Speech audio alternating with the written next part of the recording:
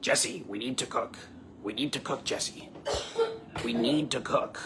All right, so I normally do Christmas dinner for my family, so that's what I'm gonna be doing this time. I'm gonna be writing some stuff down so I can kind of explain what I got going on. Hopefully this will be like a reasonable angle so that way you can see it. Oh, why is everything's so zoomed out and zoomed in? That's what you get for using Facebook Live, I guess. Hold up. All right.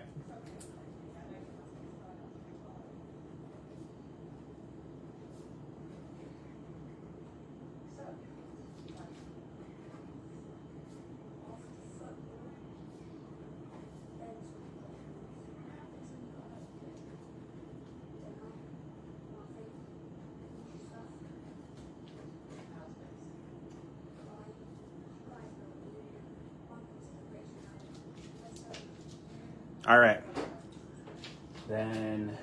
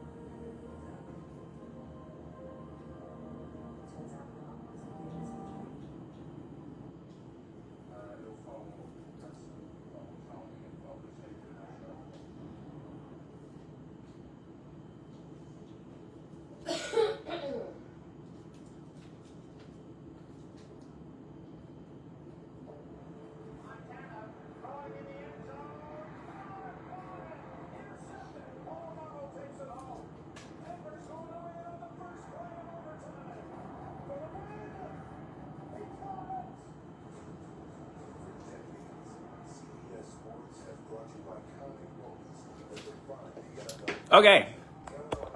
Well, Bobby, I'm glad you came at the right time because I'm about to explain it. So, right, we got our Christmas dinner situation.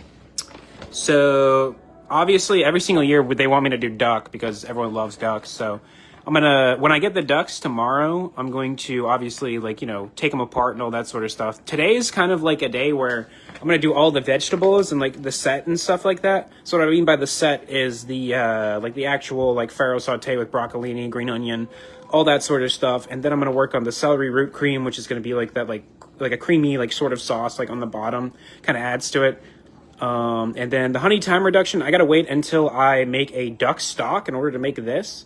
So I'm just going to chop up all of the mirepoix and stuff like that for it. So as we know.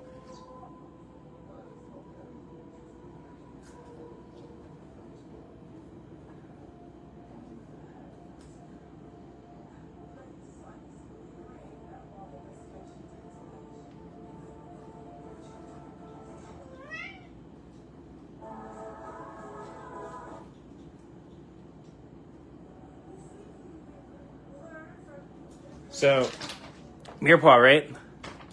You got 1 part celery, 1 part carrot, 2 part onion. Yes. And then what I like to add in extra is some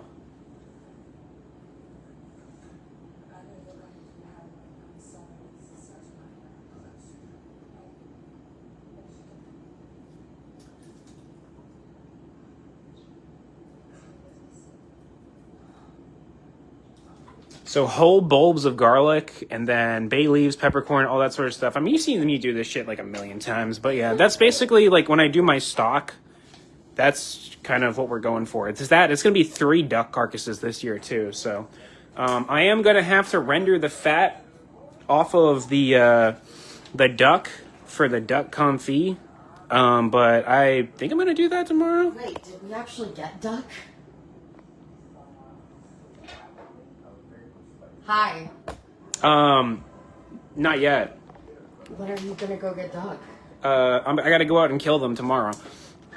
So, my parents have them at their house. They were thawing them for the past couple of days. So, okay. Yeah. But yeah. Hi, everyone. So, I'm just gonna go ahead and do it. Get my shit together. I gotta cut up stuff. I gotta do farro too. You'll see how I do my farro. Farro is a really great grain. Very good for you. So good. She loves it. It's her favorite. We got cat. We have other cat. You know, we're ready to go. And I have a massive pile of vegetables right there. That's what we're gonna cut. That's a lot of shit. So let me go ahead and fold this in and then we'll get to it. But I was like, oh, when I first woke up today, my plan was, oh yeah, I'm just gonna like stream. And I started thinking about it, like just stream Battlefield. And I was like, I just started thinking about it. I'm like, fuck, like I gotta do so much shit. So I'm gonna do that shit that I need to do. So that way I don't do it all tomorrow and make myself extremely dizzy for 5 days straight. All right, there we go. So I'm gonna turn this bitch around. I will crank this around.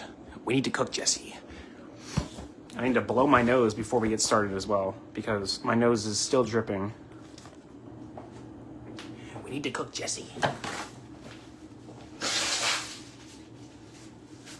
I'm going to blow my nose and then put my snot on everyone's food, Jesse. We need to do it.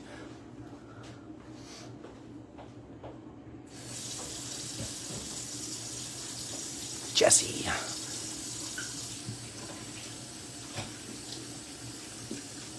I also busted out the big cutting board that I've had for 2 years, finally. I finally did it.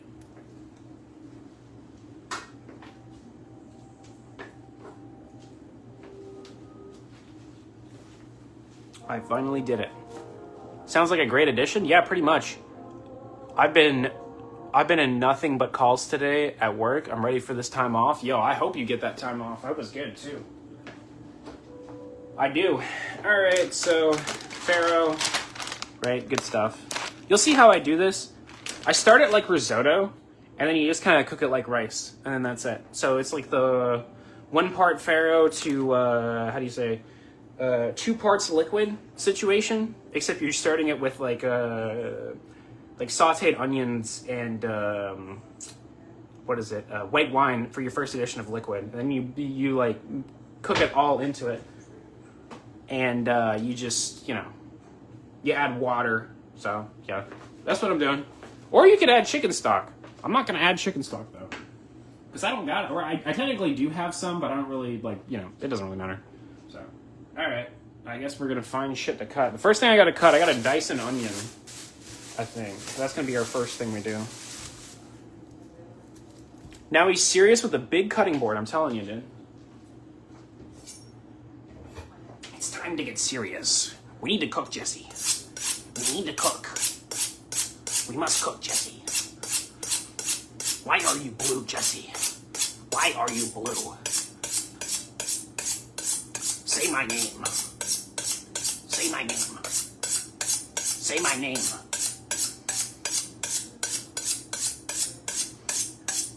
We got Tom and we got Sarah. What's going on, guys?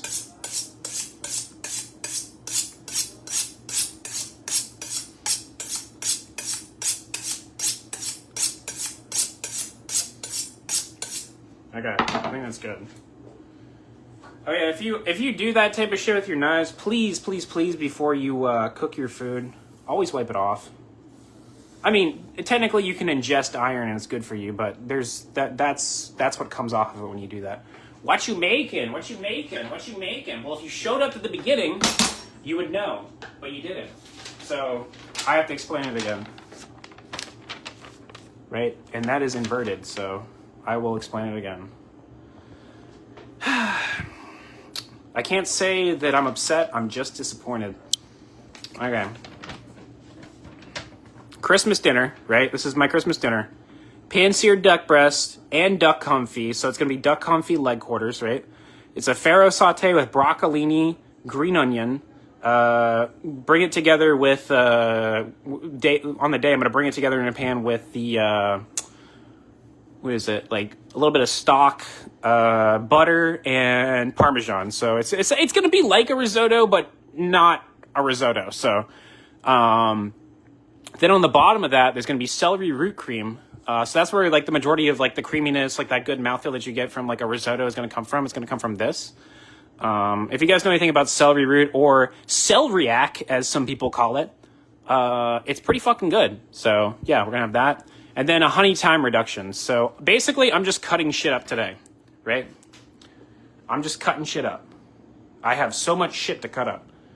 All of the shit for the stock is going inside of here, right? And we're gonna be cooking shit. So yeah. All right. I'm just gonna say duck next time someone says something. But yeah, because it's Tom, I took the time to go back. All right.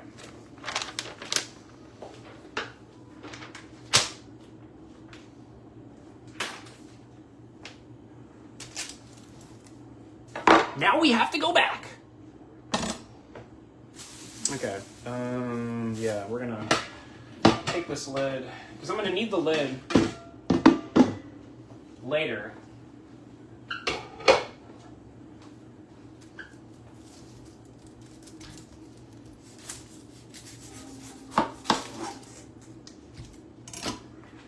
I was there.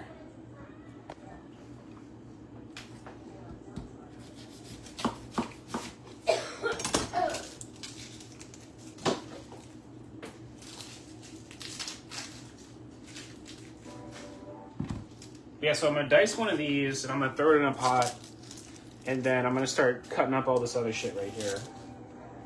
I think we are gonna have to start the farro or farro, whatever you want to call it. I say farro.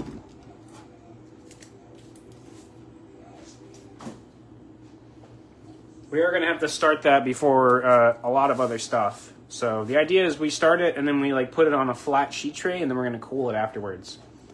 So that way we can stop the cooking process. So that way I just have it ready to go. The idea when I do this stuff is like, you know, I'm literally just combining a whole bunch of shit into one pot and then just like cooking like the proteins and that's it. So that way I don't have to do all this day of. Most of this stuff can't be done day of though. So. I will say the one thing I dislike is when cutting boards aren't broken in, they're slippery.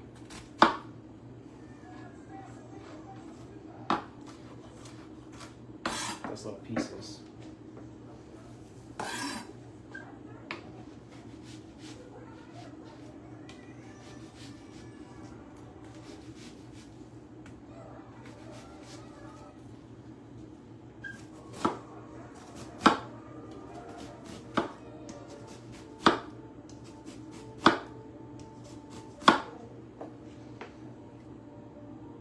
I need a good pot. So, this is a sheet metal Walmart pot. I think we got this when we first moved into our house, like, back in like 2019, around that time. And dude, it was just off the rack at Walmart. I mean, I'd cooked like probably like a kiddie swimming pool's worth plus of, how do you say, like chicken stock in this thing, dude. And it's good. I mean, the inside looks fine, you know, bottom. The only thing that's like the rivets are like sort of like, you can tell the rivets are getting a little wobbly, but it's all good. We got Simon in here. Show us your toes. You're going to have to catch that on the OnlyFans stream later tonight. And then you will see my toes, Bryant. Oh, wait, was that crossing boundaries? No.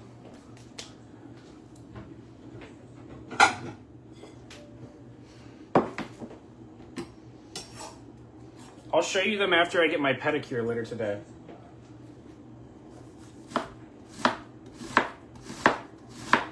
But yeah, we have to do the holiday rituals because the holiday is fast approaching us. It's already here. It's terrifying.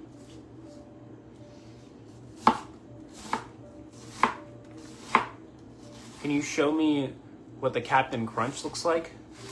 Oh no. Well, it's not a Chinese Tom, so we'll have to see. It's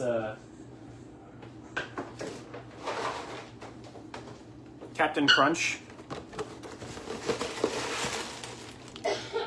Love you like a bro, dude. Hope you're having a good Monday. Thanks for always coming in, Brian. You know I appreciate you. That's what it looks like. Obviously, that's just the keef at the bottom, like the Captain Crunch keef you get. But that's what it looks like, dude. You know.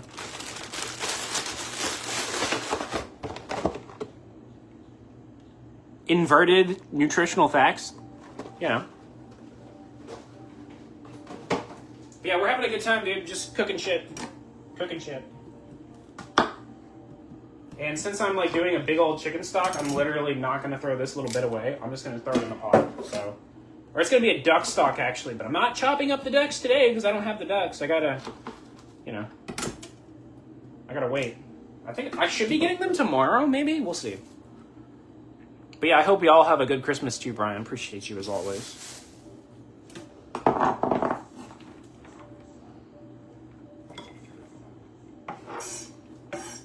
It's not the Christmas crunch. Do they have? I mean, I assume they do have the Christmas crunch.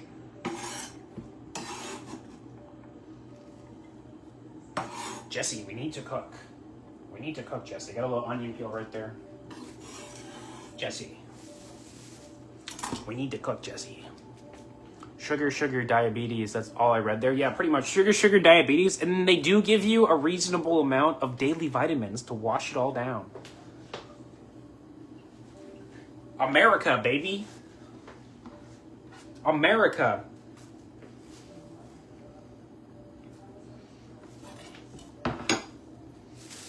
Alright, so I got this shit going on.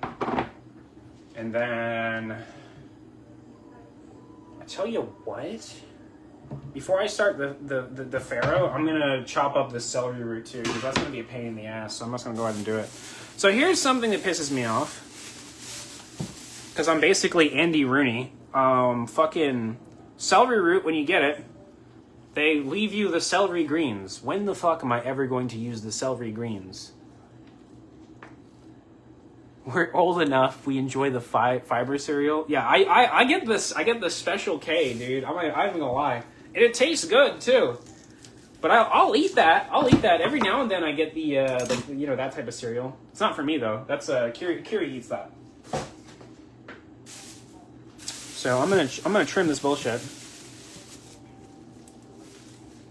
and we're gonna put it in a pot. It is very dirty though. Yes, I eat sugary cereal. No, I don't have diabetes. No, I am not a pre-diabetic. Fair enough.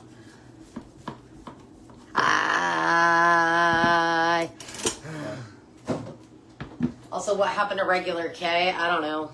Regular K? It got special over the years, dude. I'm going to the gym. You going to the gym? Yes. Love you. Right, I don't want to get... I don't want to get... Demonetized. Love you. Alright, love you too. Mark Zuckerberg's going to come for me. I'm on thin ice as it is. You're on thin ice, buddy.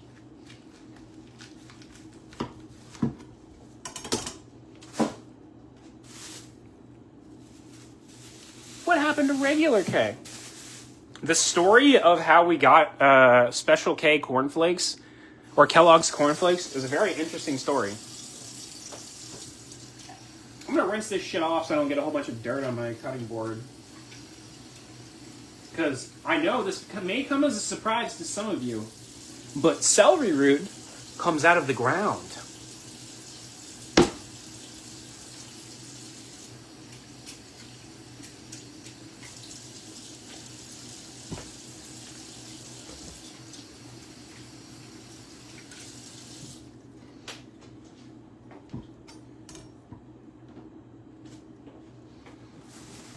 There's no Sweet Baby Ray's on the screen. -1 point. Hey, PG-13 I wanted to watch. Content strike! Get him out! Get him out! Get him out!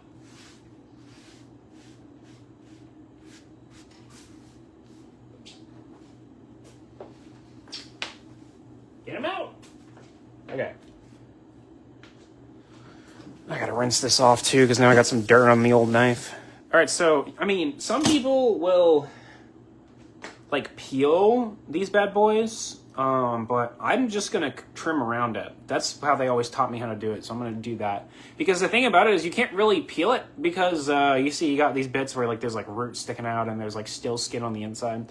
Not really the best thing to peel, so I'm just gonna trim it, just straight up.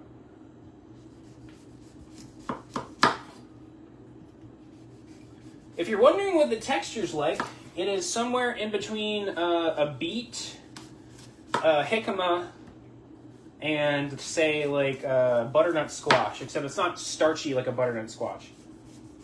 When you cook it, it resembles more of like a potato.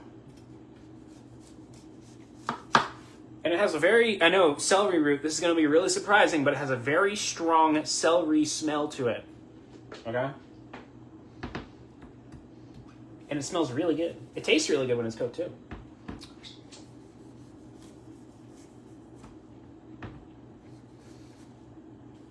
Yeah, the idea, of course, as you would guess, is just getting all of the skin off that you possibly can, all the root structure, all that. It's good. But yeah, that's what it looks like. I thought it came from the supermarket. It did. The celery root did come from the supermarket. You're not wrong on that. You're not wrong.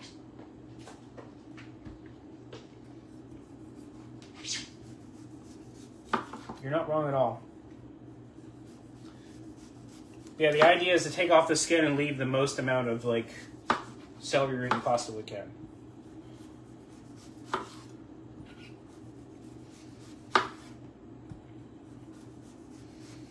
So Thanksgiving dinner, I cut the absolute dog shit out of one of my fingers with a peeler. So my goal this year is not to cut myself while I'm cooking. So that's the big, or sorry, the goal for Christmas, not this year, but the goal for Christmas is not to cut the shit out of myself.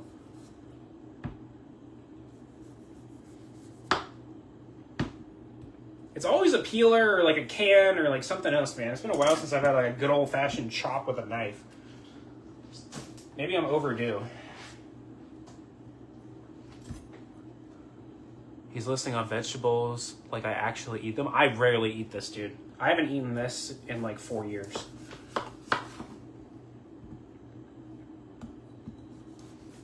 But vegetables in general, I mean, like, yeah, I mean, I guess I eat them. I mean, I suppose, mayhaps. Mayhaps I ingest vegetables.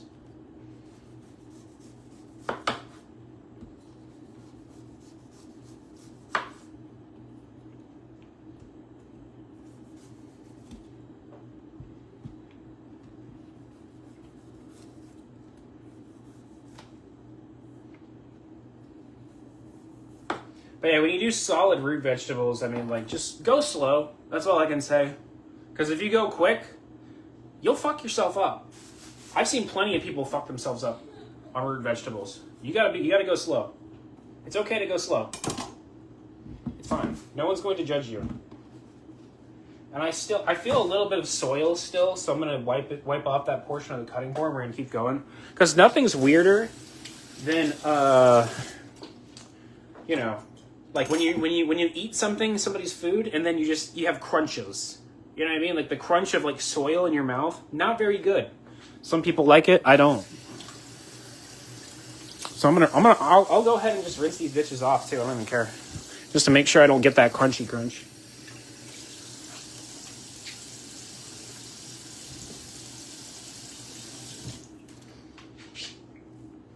Need to go reheat some Chinese for lunch. There you go. What you got? You got General Tso's, that orange chicken. What you got? Some fried rice. You know, actual reasonable Chinese food.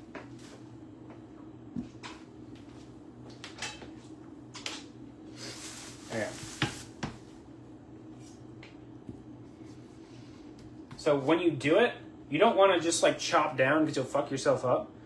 Obviously, we're gonna kind of treat it like an axe blade or whatever, where like you're just pushing through. You're not necessarily slicing all the way through. So I got one hand right here. Obviously, the rest of the pressure goes that way, and then we're just gonna like go down gently, and then honestly, lay it flat like that, and then just do that. This is like just safety shit, to be honest. Because like if I just sit here and do this number, because of the way that the root vegetables are, I'm liable to cut the dog shit out of myself. So I'm gonna try not to do that.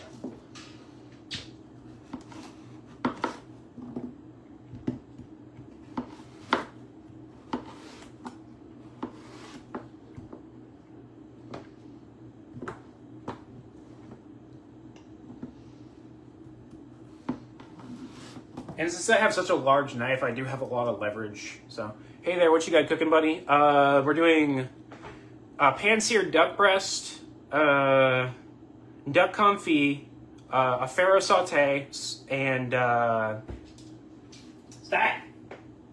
We're gonna cook this. Actually, we're cooking this. This is what we're gonna cook. We're cooking the cat. Fucking. What was I gonna say? This is for celery root cream, which is gonna be on the bottom of the plate.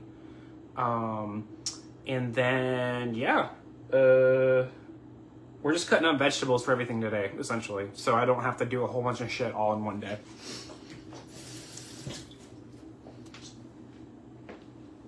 I have to rinse off my hand after I touch the dirty shit goblin.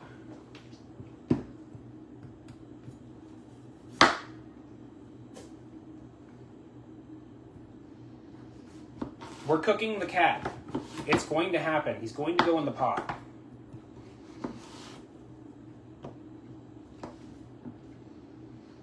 Nice dish. Yeah, it's going to be really good. So the sauce is a honey thyme reduction. So it's like the actual duck stock is going to get reduced down like a decent amount. And then, you know, we throw in shallots, sherry vinegar, whole lemon peels, thyme, and then honey, of course, because it's a honey thyme reduction, right? So yeah, that's what we're gonna be doing with that. But right now we're creating the stuff for the celery puree. That's what I'm doing right now. The celery root puree. Celery root, celeriac, whatever you guys call it over there. There's a couple different names for it.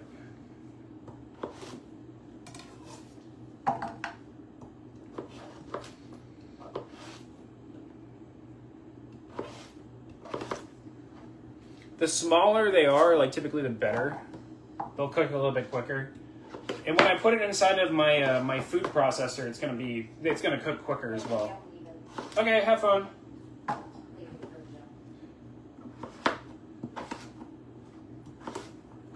don't have to leave me, it's fine. So just don't worry about it. I need to go to the gym, but... All right. But yeah, I'm just chopping shit right now. So essentially what's going to go in this pot is just, I might throw like a whole clove of garlic in there, and yeah, celery root, and then heavy cream, and then you just kind of boil it. go later, it's fine. And then you let it soften, puree. Boom. Good. We'll have to see how good the puree is. I might have to pass it through the chinois. Okay.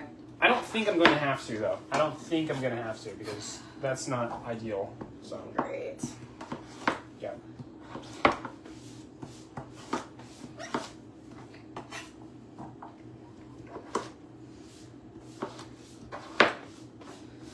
But yeah, so that's like I usually, as you guys know, I kind of throw down for my family every single year because they do so much shit for me, like every single year. So try to do my thing.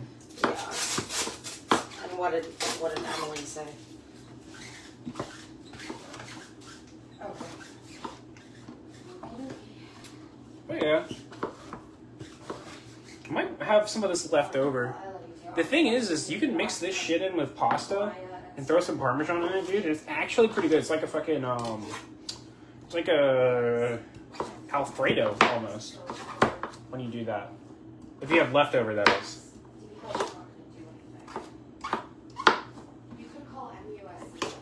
If I do have leftover, that's what I'm probably gonna do. That with pasta for like a day or two. It's good for you. Okay. Oh, and I put celery seeds in it as well to add to the celery. So, boom.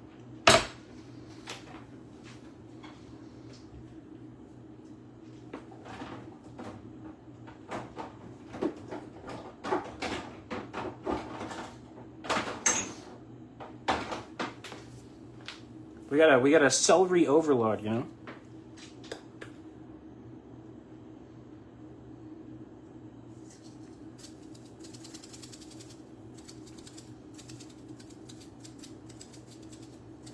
Yeah, and also the celery seed adds like a little extra like color to it. It kind of adds like little specks. Looks nice. I think it looks nice.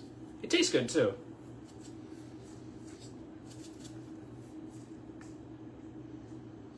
Yeah, it'll be fine. But yeah, when I did this recipe back in the day, I don't think they ever threw garlic in it. Which is always something I was like, maybe you want to throw some garlic in it, right? No. No, they don't do it. They didn't want it. So yeah, I'm going to throw like 2 cloves. I'm just going to, since all this is getting boiled, I'm just going to like fucking smack it with a knife, peel it up, and then put it in whole. So that way I'm not going to sit there and chop it because obviously I'm going to throw it in like a food processor or something. So I'm going to do it like that. It's either a food processor if I use my immersion blender. I don't have a real blender, so might not do that. But we're not going to need that much garlic in this, though, I don't think.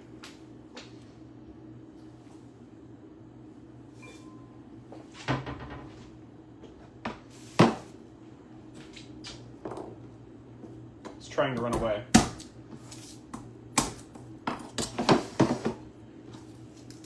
Oh yeah, just smack it, and then just throw it in.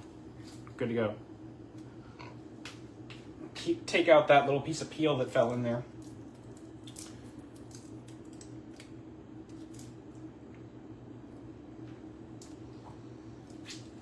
Yeah, celery root cream is really good stuff. I've always been a fan. Been a fan of celery root in general. I think it's good. I love the taste of celery. That's like one of my favorite things. So yeah, we got this. Put the cream in there. Salt. Might add salt like towards the end. You don't really need to worry about it right now, because obviously it's all gonna get cooked together. So you can add salt in the end. You can add it right now. It doesn't really matter. We're doing manicotti. Hell yeah, that sounds good, dude. Morris, I'm gonna fucking kill you. It's gonna happen.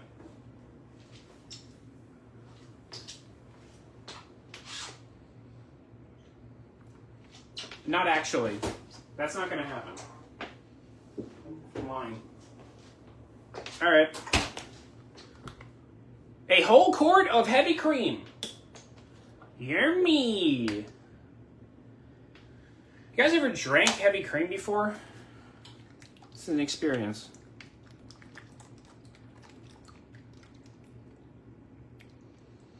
We'll start off with that much. If I need a little bit more, I'll add a little bit more, but you know what? Let's just add a little bit for the dead homies. Yo, Philip, what's going on, bro? I just eat pesto made by my mom. She was using a typical garlic. We call it Bear's garlic.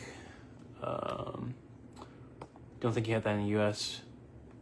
Harvest that in the woods. Oh, you're talking about... I know what you're talking about. It's like a...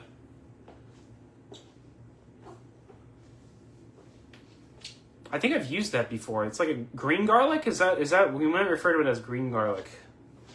I don't have my computer in front of me, so I can't look it up. But I think he might be referring to like green garlic or wild garlic. We do have wild garlic. It's not very common though. Not common at all. Normally we get like, the garlic from China or whatever, which I assume this is. Most garlic comes from China.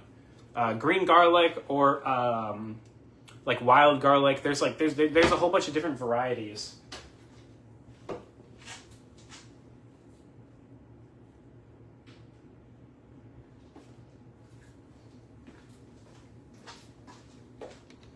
He's fucking with me. He's fucking with me. So I'm gonna keep it right there just in case I need to spray his ass. All right.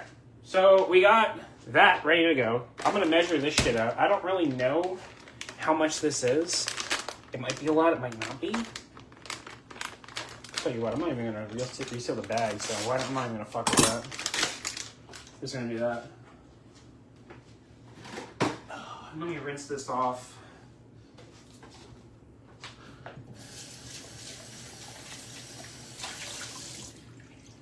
I was using that for something else earlier. Nothing gross. Nothing gross. I'm gonna cook the cat.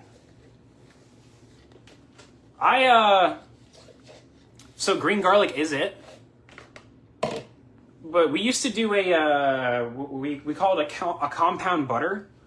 Essentially, like, compound butter involves like adding extra shit into a butter, and then you freeze it and you cut it into like coins or like medallions or whatever is what you call it, and you put it on top of a steak or whatever. So we did one with green garlic and like a whole bunch of other stuff at one point, and we would like cut it, put it on top of the steak, and it was like really good shit. We did one with the green garlic.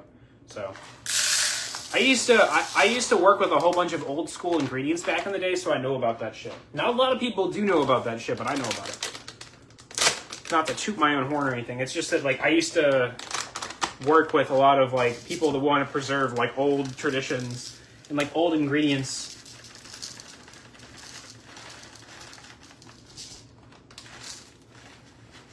We'll go with 4 cups.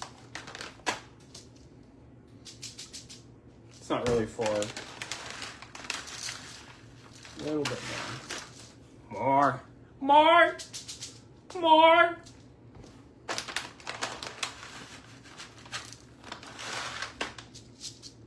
Look at him.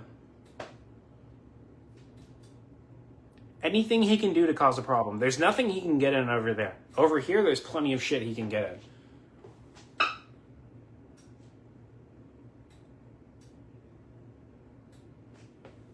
This is what I deal with on a daily basis. It's nonstop, too. It's nonstop. He's literally a toddler.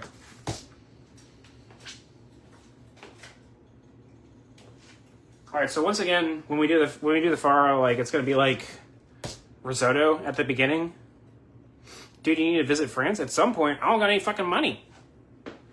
I would love to. He's gonna jump up there, by the way.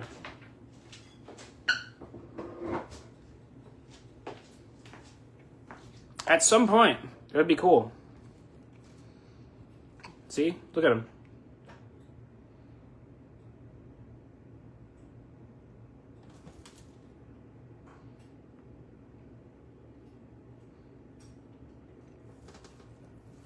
Yeah, luckily there's nothing in there that you can really get to. So, you gotta get all that streamer money. I tell you what I need. I need a source of income. That's what I need. Fuck. Although I have issues, so that's been difficult for me. All right. I'm thinking. I need water, but I'm not really gonna worry about that right now. We'll worry about that after I put everything in the pot. I'll take you over here in a second.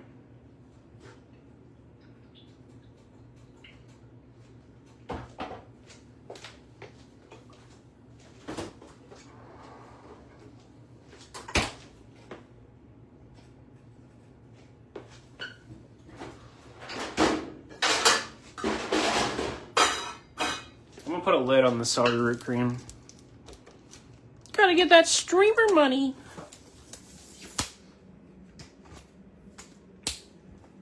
Yeah, you'll see what I got going on. But I mean, it's like risotto. It's like risotto, but not really.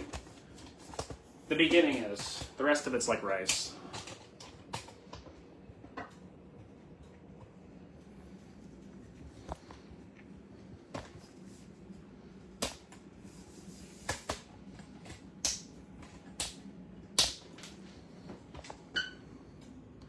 Maybe stream the recipe and OnlyFans or the Hub. I don't think they have live streams on the Hub.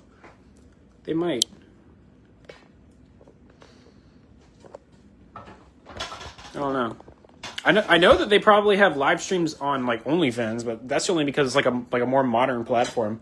I assume that's a thing. I can upload videos to the Hub. I've considered uploading a video to the Hub just as like a meme. That'd be hilarious. Just like a video of like me playing like a video game.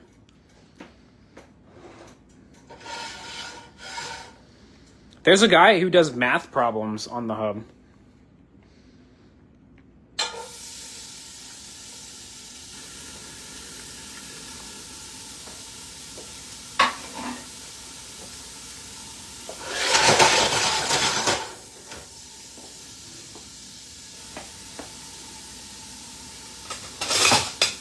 Big spoon.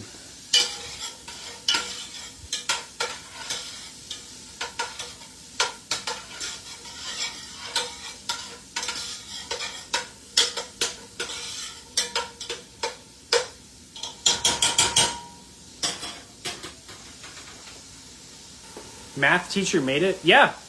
1,000,000%.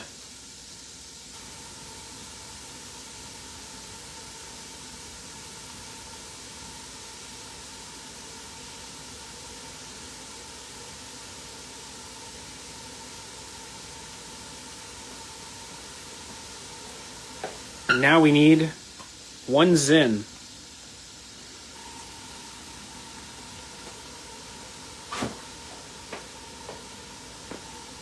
Directly to the upper deck.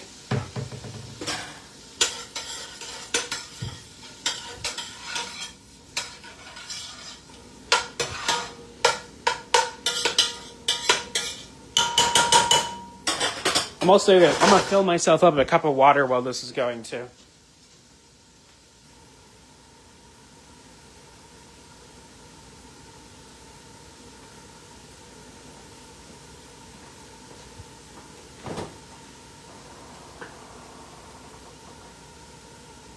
Nice cooker place.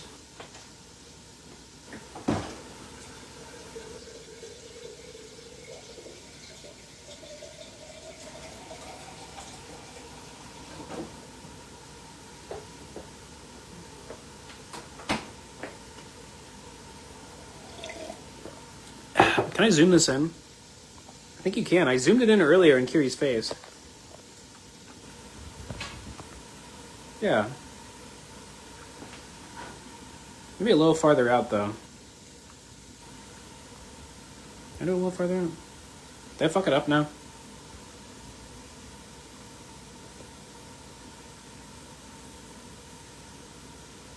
Yeah, it'll be good.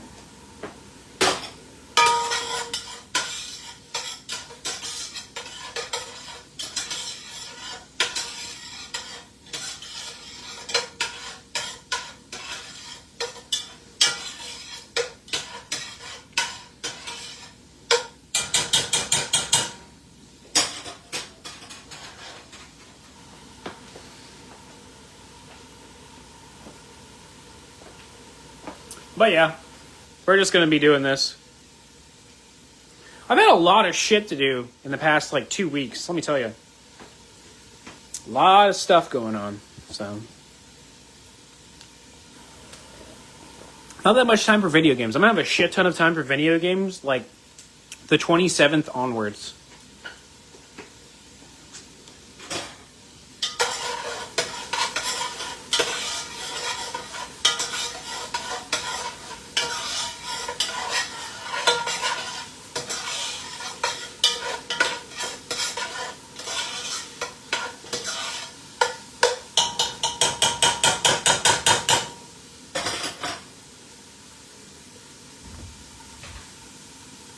But yeah, you can cook. The other thing I wanted to mention was you can cook farro like risotto because it is a large grain. You know? But I'm not going to cook it like risotto. I'm just going to cook it like, rice pretty much. I don't know. It's good stuff. Farro's really good too. If you guys haven't had it, oh my goodness. So good.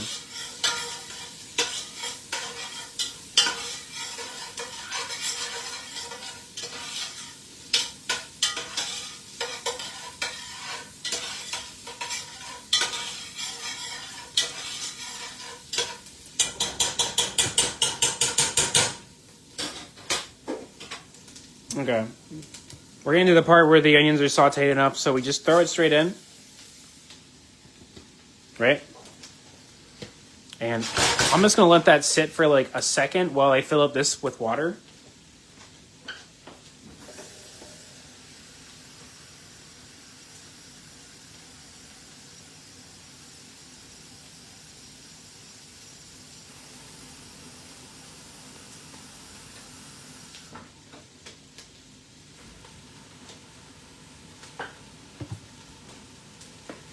And we're going to toast the grain. I mean, you guys already know.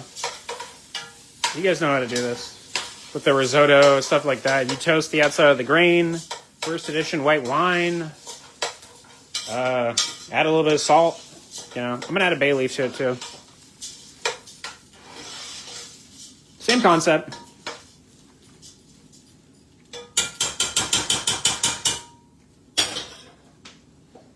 Same thing you would do. What is that rice? So it's farro. It's like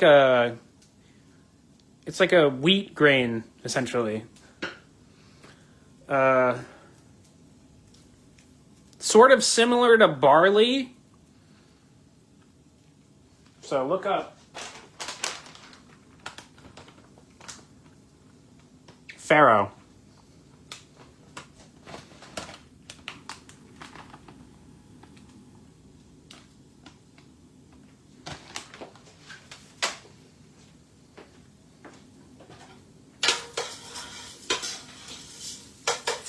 Pharaoh, the ancient pharaohs of Egypt.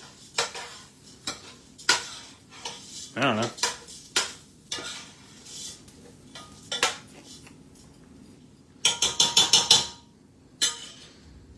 You see it a lot in around the Mediterranean areas, to my understanding.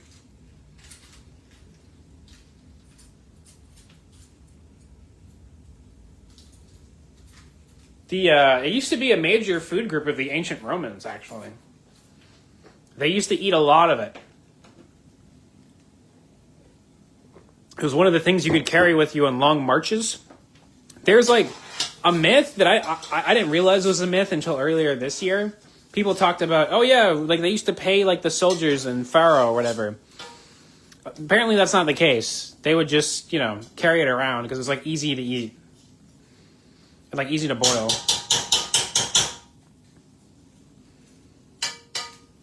But yeah, this is a big way to feed ancient Rome back in the day. Pharaoh.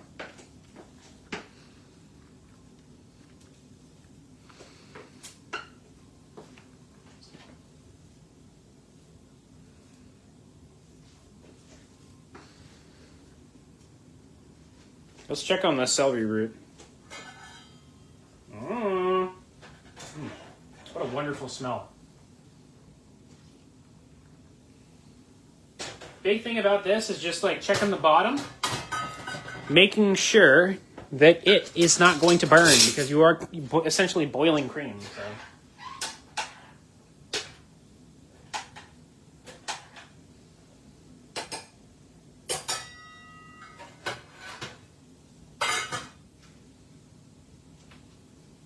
It's low and slow with the lid on. It's kind of ensures that you're not going to burn it.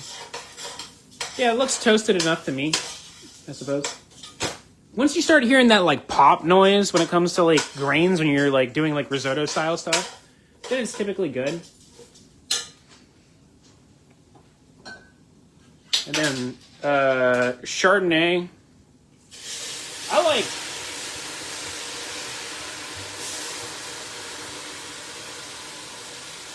I like Cabernet Sauvignon.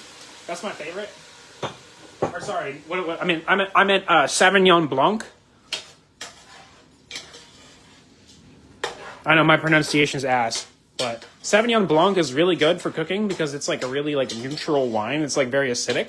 It's a little bit sweet, but not super sweet when it comes to white wines. I like to cook with more drier wines. For the reds, I like Cabernet Sauvignon. Yeah.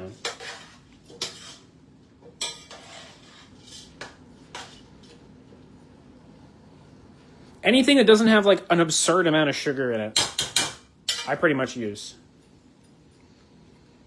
But yeah, so obviously you let the wine cook into the rice, let the alcohol evaporate off. Then you throw in all the water, cover it, cook it like rice. And that's kind of it. And you put a bay leaf in it.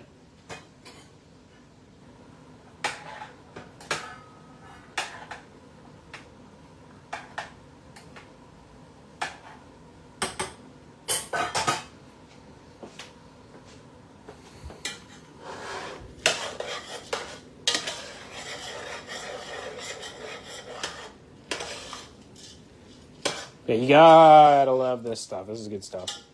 What some people do is they'll cook the farro, cool it down, and then make a cold grain salad with it. with like a vinaigrette and everything, and like a whole bunch of other vegetables and stuff. That's also a really good way to eat farro.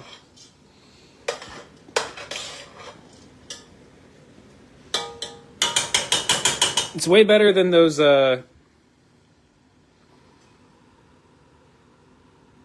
you call it that. Okay. It's good stuff, dude. I swear. Just cook it like this. Start it like risotto, and you'll see what I do. Like, literally, like, and then the rest of the way is just rice style. Just cook it like rice the rest of the way, and then mix it in with stuff. Or you can just straight up cook it like risotto. Just straight up cook it like risotto. It's really good for you, too. A lot of fiber, a lot of vitamins and minerals.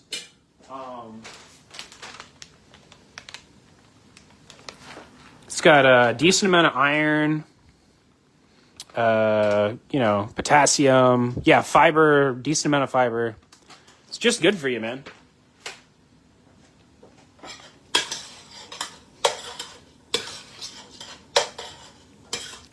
Obviously, the most optimal way to do this would be to cook it with chicken stock, but my chicken stock is frozen, and I only have one, so I'm not doing that.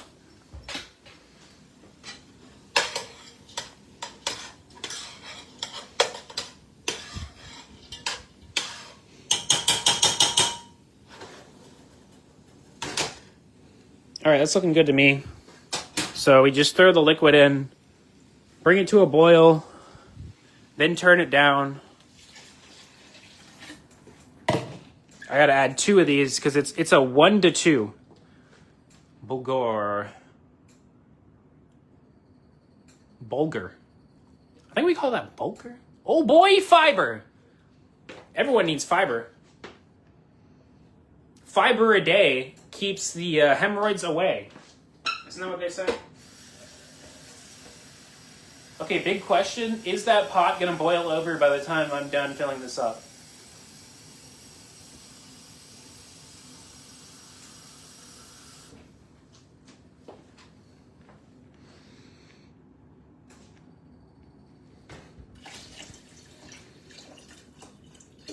Yeah, that should be good.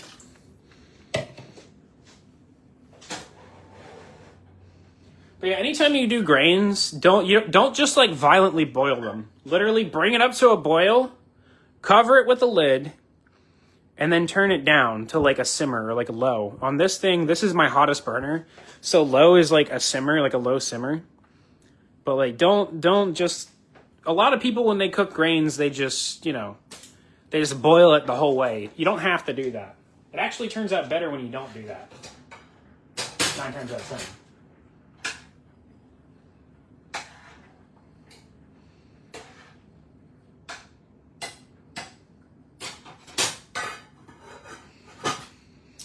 Well, okay.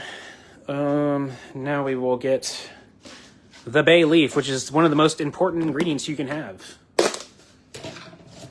I got more bay leaves today, too, because I like having a giant quart container of them.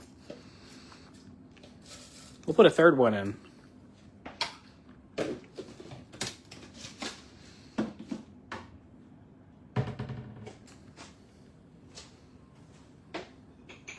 And at this point, this is the point where you salt it, essentially. So, giant container of salt, of course. Put all that in there. It's a lot of grains, so I'm going to use a lot of salt. Yeah. And we'll throw some pepper in, too. Because if we're already using salt, we might as well use pepper, right?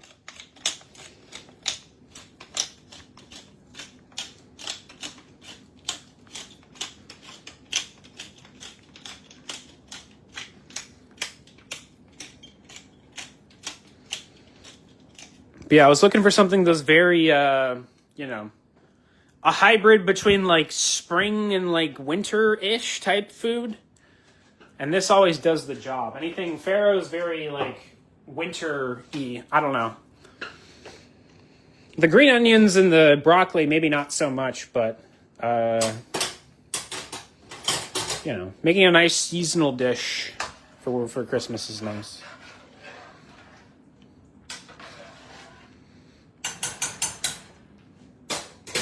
All right, I'm gonna taste that really quick and see if I need to add a little bit more. That'll be fine. I don't understand why this channel doesn't have thousands of viewers. This is knowledge for mankind. The thing is I don't like, well, first of all, I'm doing this on Facebook, and I understand like what it is with Facebook. The second thing is, like, I don't do like the whole content thing, like the whole, you know what I mean? Like, people like paying to like boost their pages and like stuff like that for like the algorithm. I don't do that. I just do it like straight up, and people are interested, they're interested. You know, yeah. I get traction on certain things, just not everything. I'm okay with that. Because I never wanted to be like, you know, a huge content man. I just wanted to be a guy that makes videos and people watch them. And I have a group of people to play video games with. That's all I want. And if I make a little bit of money, I make a little bit of money. If I don't, I don't. It's all good. I gotta move it back a little bit more.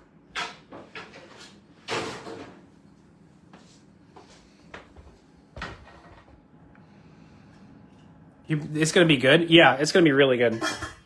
So obviously, the idea is we have like a nice white puree, like white with like black speckles at the bottom. I have a piece of garlic peel on me, and then you put the saute with like the greens on top of it, and yeah, that's about it. Can I screen share on this? I might be able to.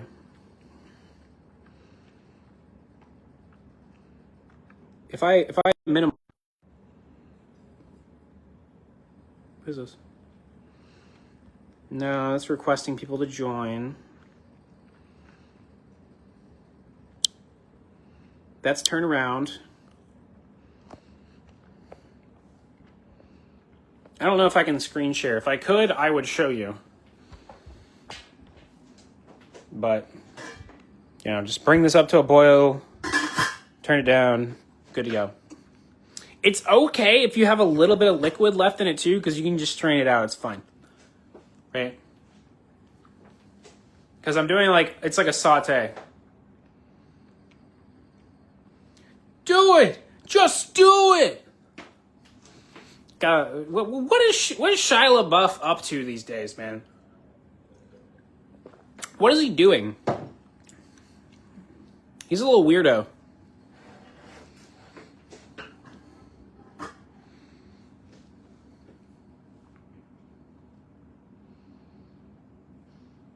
But yeah, so after I get all of this stuff set and ready to go, essentially I'm just going to chop up a bunch of shit and put it in a pot. But right now I'm just waiting so I can like set and forget for a little bit. Yeah, it'll be fine. That's like basically, it's like a simmer. We'll crank it down.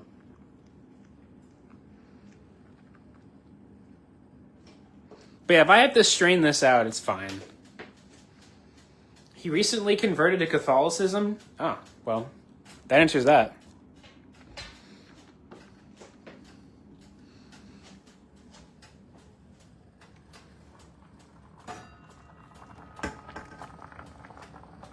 Yeah, that's looking pretty good. We can crank that down just a little bit more, probably like to down here. So that way I don't scorch anything while I'm like back there like chopping shit. I'll be checking periodically just to make sure though. All right.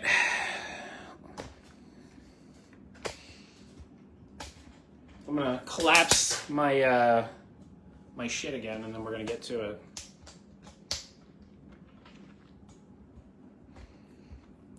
Rotate your phone.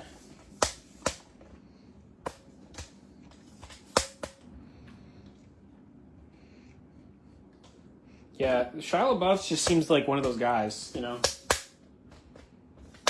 There's always some sort of drama surrounding him.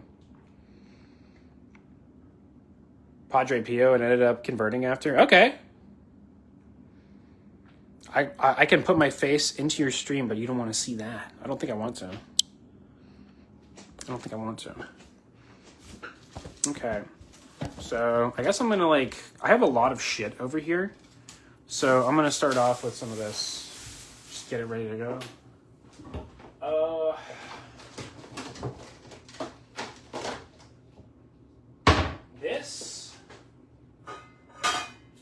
This is gonna be for the honey time. Some things. He's definitely a lost person for a while. He did an interview with John Bernthal. That's good. I hope he gets it together, because he was, you know, I mean, being that young and being thrusted into a public spotlight is like not ideal for, like, you know, sanity at all. So I kind of understand why he is the way he is, but, you know, it's just one of those things.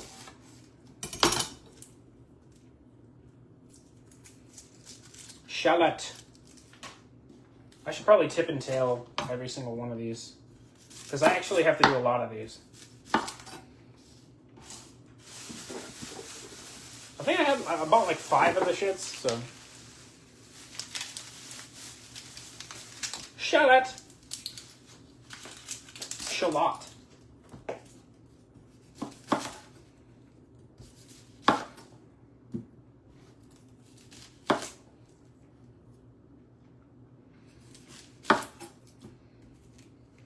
We'll worry about that later.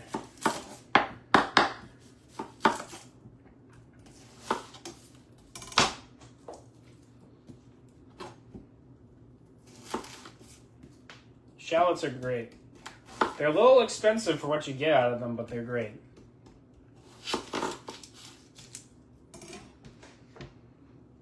Well, the things going on in Hollywood at the time doesn't help things. Yeah.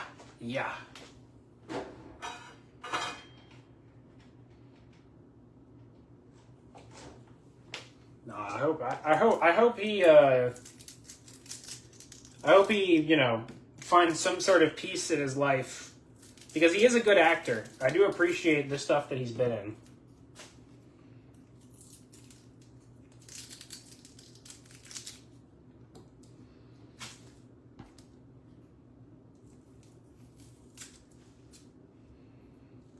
He has always been a good actor.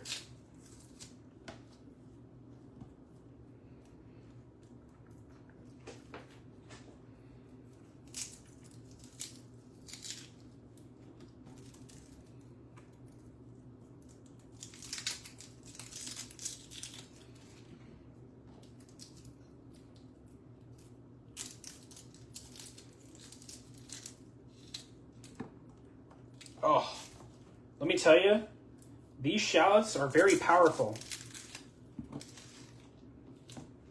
Very powerful.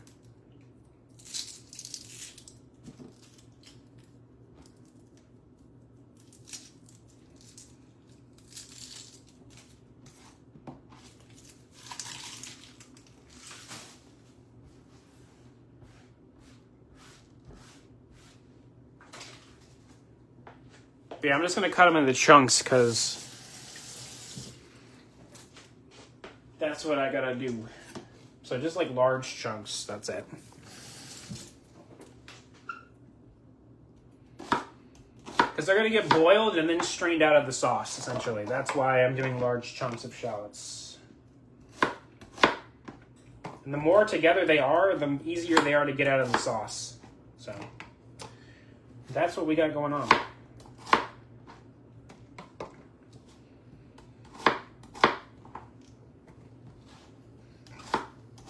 And then the rest of the stuff is going to be like quick and easy.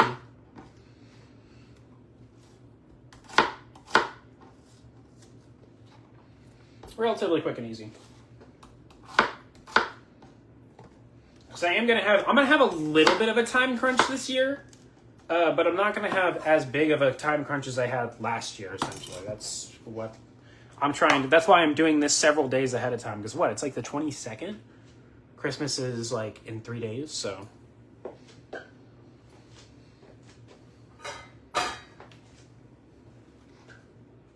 I'm trying to get a head start. All of this keeps well. The thing about it is, like, things get weird with this type of dish after, like, day, I don't know. After, like, day 5, maybe storage of this is not very good. Oh, yeah, wait. I don't need to do that. I need to do this. I need whole pieces of lemon zest.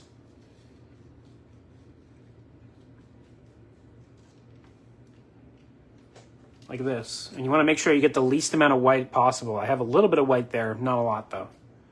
Wow, this is going to make me cry. Oh yeah. Little bit of white, not too much. You want to get them as whole as possible. Because once again, this is like you're steeping it in it, you're boiling it, and then you're straining it out after the fact. So the larger it is, the easier it's going to be to pick out, or strain out, right?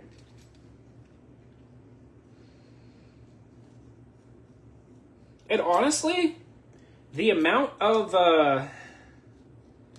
zest that I put in this, I always feel like it's like almost a little bit too much. I think last year when I did this, the one lemon was like the sweet spot. So I think I'm gonna do that this year.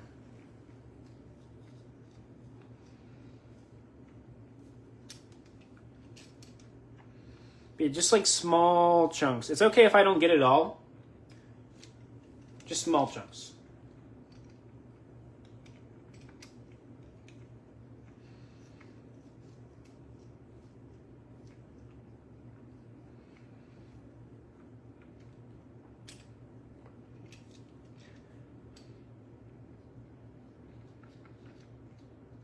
This is kind of a old peeler, so not the sharpest in the world, which is fine.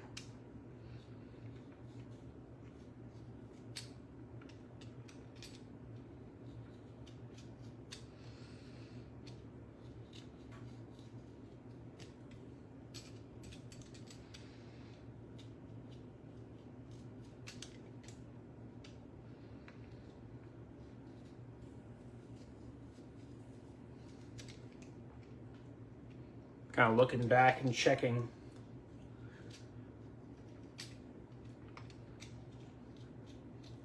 When I hear little sizzle noises, I always look back and see.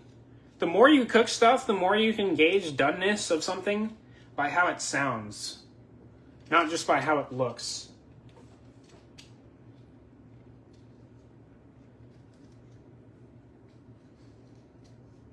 Like you can be completely zoning out, and then you hear something sizzling a certain way, and you'll be like, oh shit, it's gonna burn. You turn around and you take care of it, right?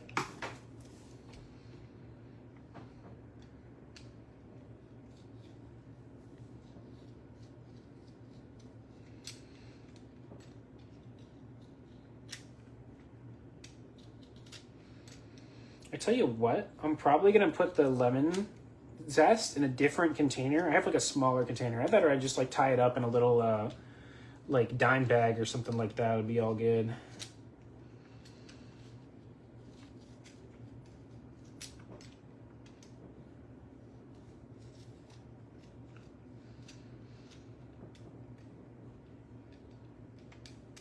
But yeah, I might not use all of it, but that's fine.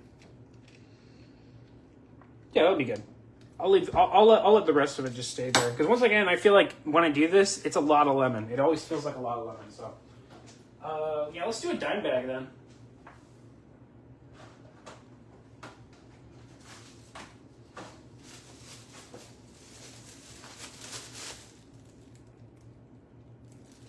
Because I do remember that I saute the shallots ahead of time, and I don't put the lemon in until after a little while. So we are going to take that and put it in this.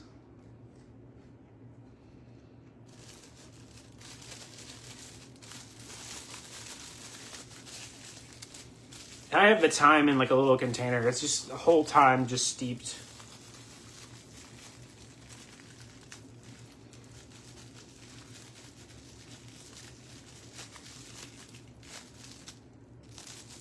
Right? But yeah, that should be good to go. So I'm going to put a lid on this. Gonna stir the farro.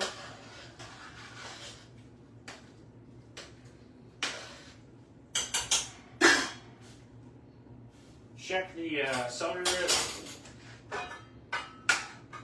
which is getting there.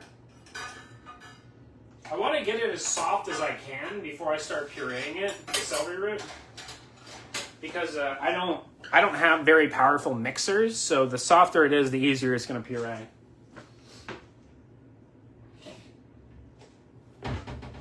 Okay, yeah, let me get the lid.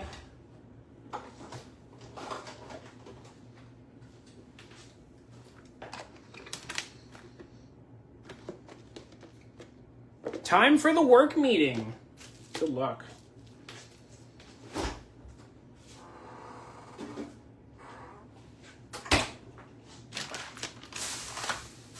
Then I will chop these up. Then we'll do the whole vegetables afterwards. That's what we're gonna do. I'm gonna put this in the refrigerator. Because I'll need the fresh juice later on. It's always better when you do it like when it's ready to go. So yeah, I'll chop this up.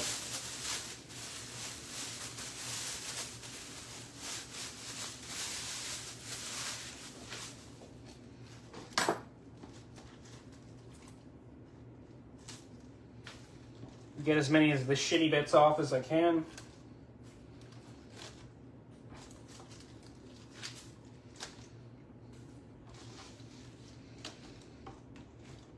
And I'll put them in a quart container after I'm done.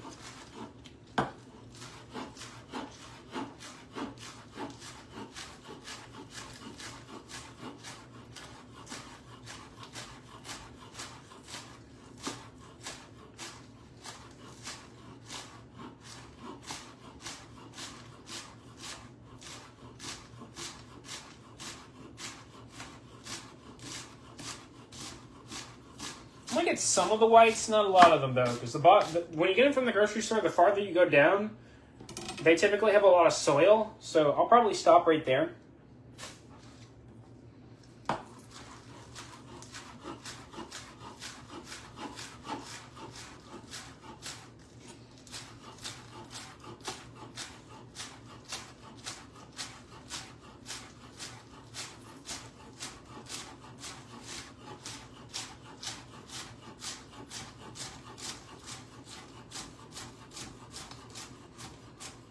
All right, I'm liking the look of that.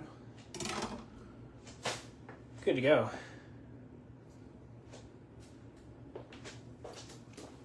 I'll wash my hands really quick. All right. And then we'll just put them in here. Should be able to just do it like this, I think.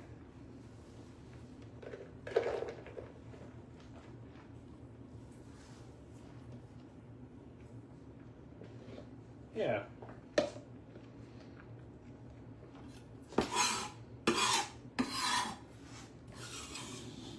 And once again, you're technically not supposed to scrape your knife on your cutting board, but I really don't care, so I'm gonna do it. That's one little piece of farro right there I'm gonna get rid of. All right. Got a little piece of shallot peel in there too.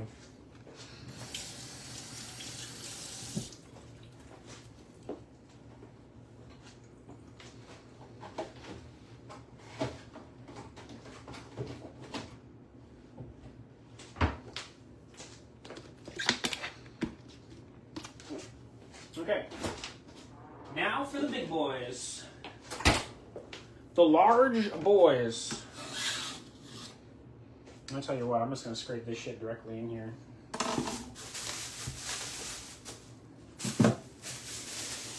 I'll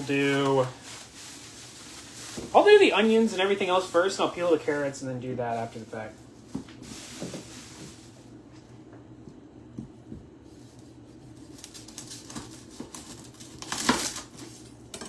Yeah, just whole garlic, dude. All good. Throw it in there.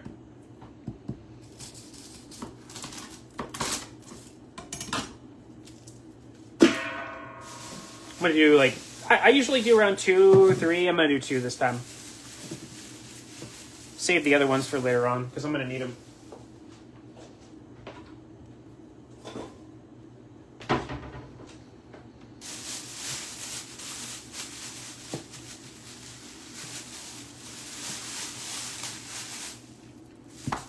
And this is my leftover celery from earlier in the week.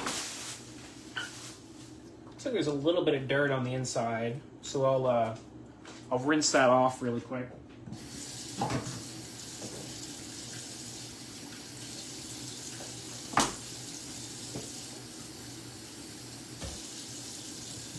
Stock is a good reason to use the rest of, like, you know, old vegetables you have sitting around.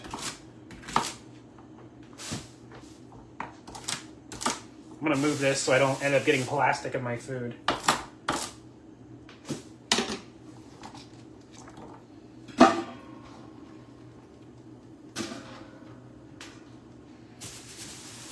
I'll throw one more of these in here.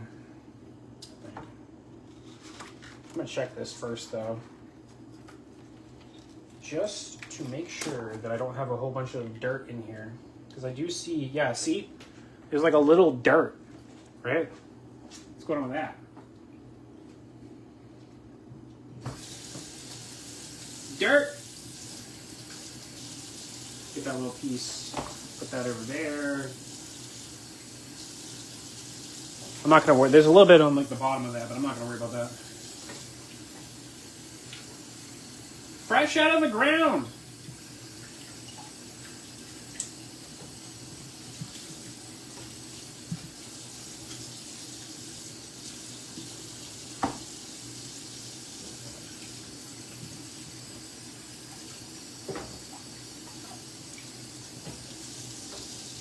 That should do.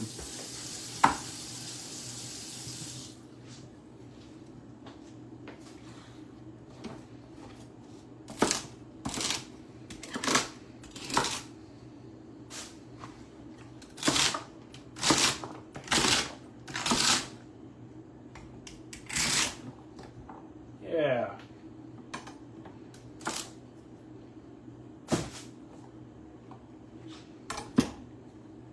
Get some of that off. There's still a little bit of dirt on that one little piece. I'm gonna just check, just to make sure there's no more mud or anything like that. Should be good. This does get strained through a very fine strainer, so the dirt isn't that big of a problem. It's just like a staying on top of it sort of thing, where you know, just less shit you gotta worry about. So I do have one more of these. I'll probably do it. It was a small one, so I might as well. It's either that or I save this for later on, because I am going to need celery in about, like, I don't know, like 7 days, something like that. So maybe I'm going to keep this one. I'm going to keep this one for myself, for my own sick needs. Because it's going to be 3 duck carcasses I need to fit in this shit, too. Just by the way. Which is a lot of duck. That's a lot of duck carcass.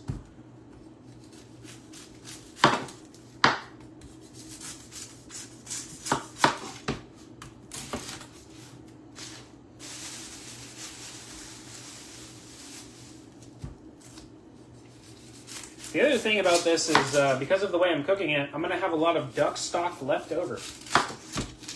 Which means I'm going to use it for, like, soups at the beginning of the year, next year. So, not too bad. What's crazy is all this shit I bought was, like, I think in total, like, besides, like, some of the extra, like, home goods I had to buy today, it was, like, $60, $70 for the majority of this shit. I mean, celery root was on sale because no one ever buys celery root. They're always trying to get rid of it. And the celery root's in good quality, so I was like, hell yeah. Most of this stuff was on sale, or like very cheap. A lot of people say that vegetables in the United States are really expensive, but it just depends on which ones you buy. And like what time you get them, you know?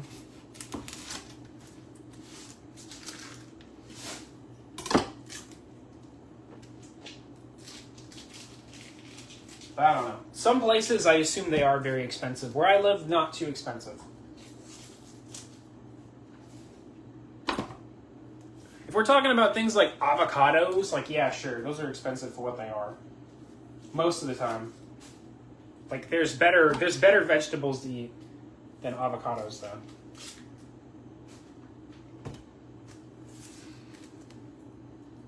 Avocados are they're just the trendy vegetable, you know? That's a trendy vegetable. It was way more trendy back in the day than it was today. But, you know, a lot of people are still fans of the old avocado toast and shit like that. I think that the avocados are a little bit of a waste of money for what you get, personally. I'm a little jaded when it comes to it. So. And if you want good protein and fiber for cheap when it comes to vegetables, get some dried peas. Dried black-eyed peas, dried black beans, dried pinto beans, you know? Shit like that. Chickpeas, also really good. Very cheap.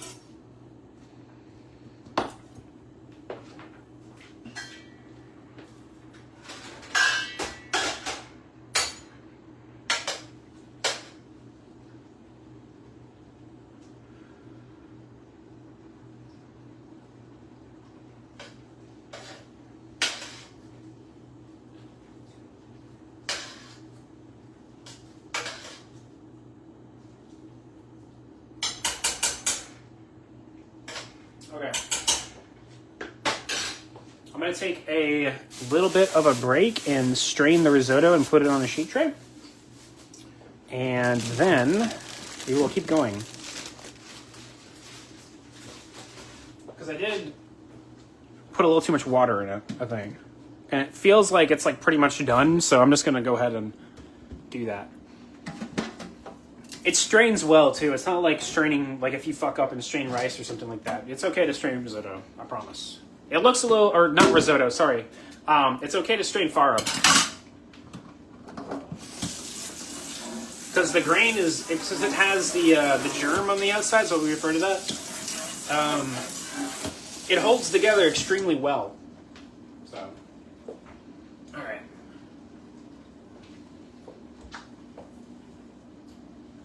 What strainer do I want to use? We'll use this one.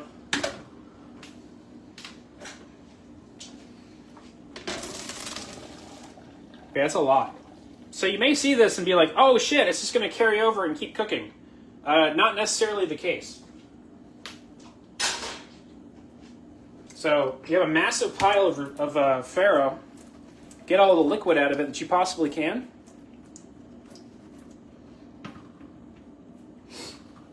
And then you just lay it flat on a sheet tray. And you spread it out. And this boosts the the cooling process by a very reasonable amount of time. So there's less surface area for the heat to travel through.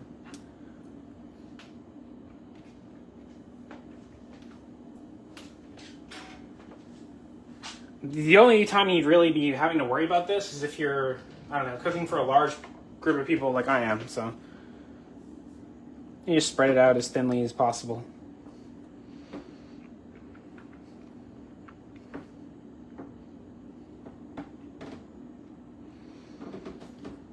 And it comes out something like that.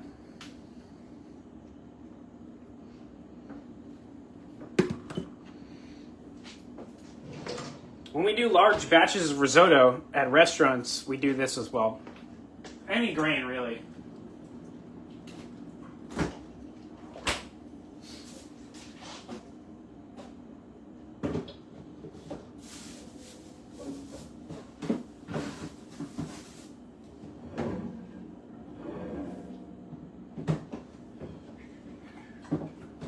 I'm making some room.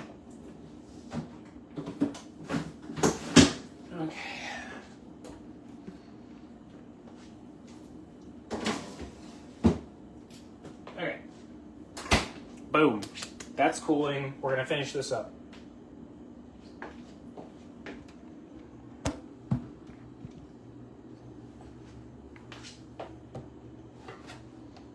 Let me move some stuff.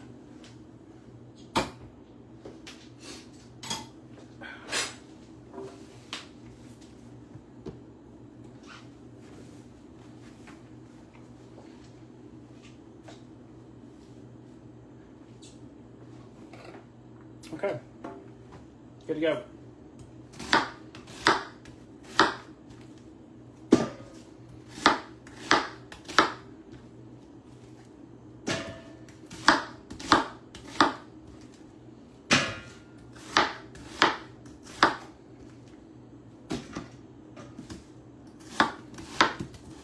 That celery root is going to be done in like a little bit too. It's not going to take too long. Not going to take too long at all.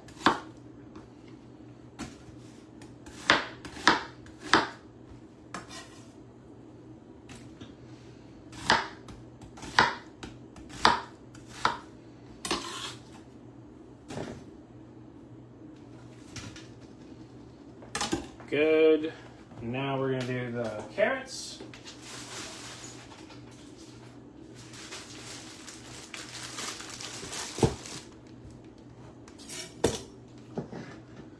Which I might only need one bag now that I'm looking at this.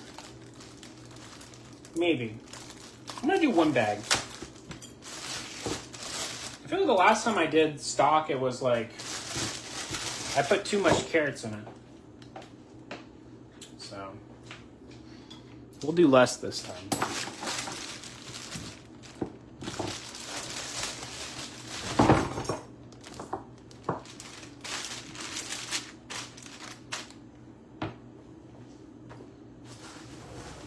And of course, everybody's favorite angle when it comes to me cooking is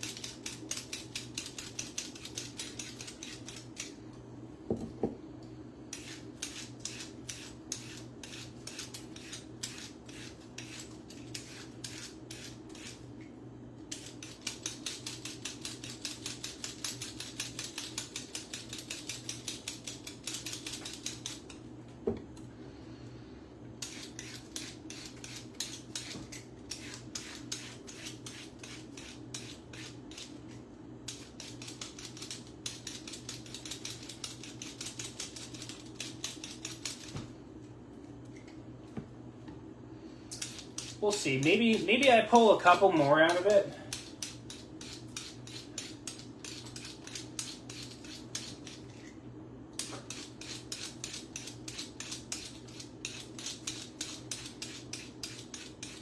I don't think so though. Maybe.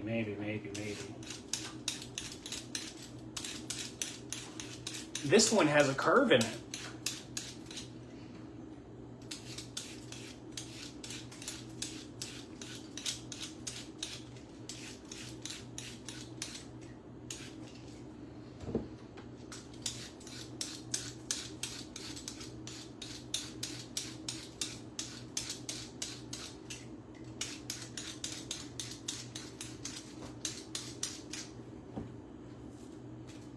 I'm gonna grab some water. I'm overdue.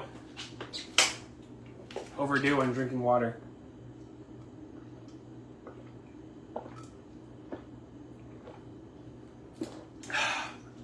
All right, let's do it.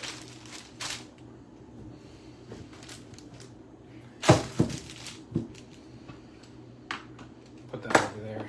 Move this.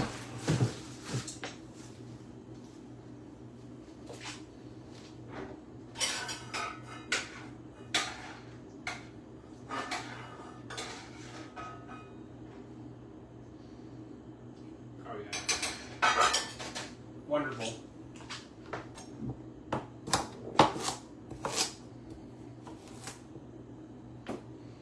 Move that a little bit closer so I'm not like spinning around. A lot of cooking for long periods of time is positioning everything around yourself so you aren't being a contortionist.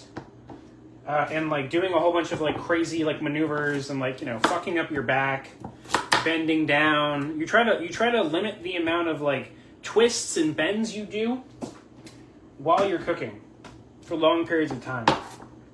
So that way, when at the end of the day, you don't feel like, you know, you only feel partially bad. You don't feel like terrible and like you don't mess yourself up, right? So part of the game is thinking like, oh, do I really want that right there? Or do I want to move it, you know?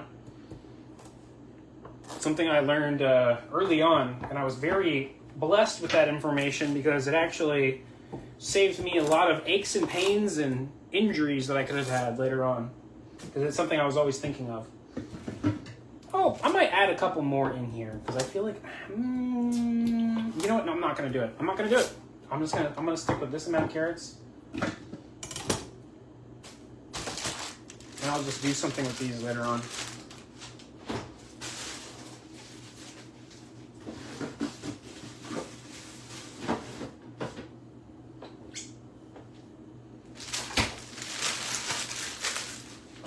I think the other thing I wanted to do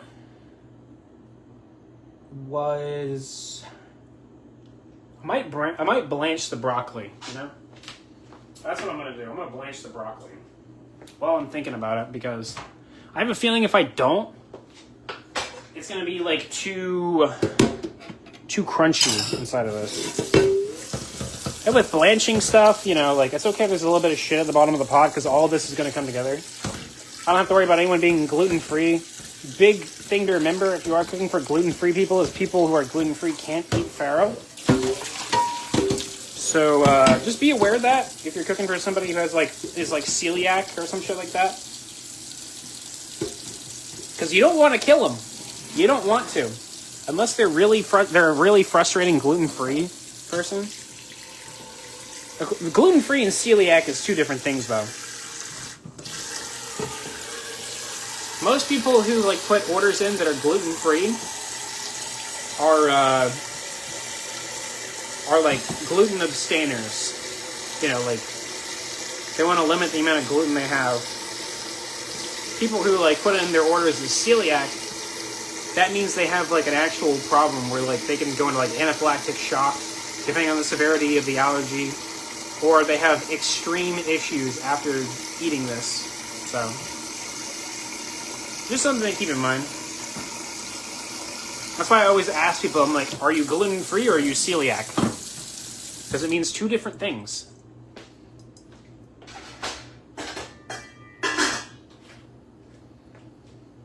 But yeah, I'll blanch the broccoli and then chop it up. That's what I'm going to do. So it comes out like this. I'm trying to leave enough room, right, so that I have, for 3 duck carcasses. Maybe you can see it better at this angle. Can you see it better at this angle? Yeah, there's enough room for 3 duck carcasses in there. That's like my hand for scale. My hand's kind of big though. But yeah.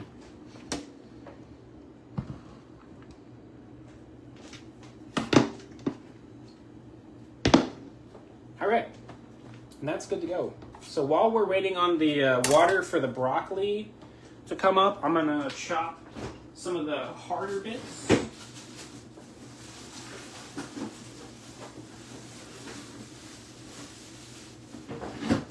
Once again, broccoli Rob, whatever the fuck you call it.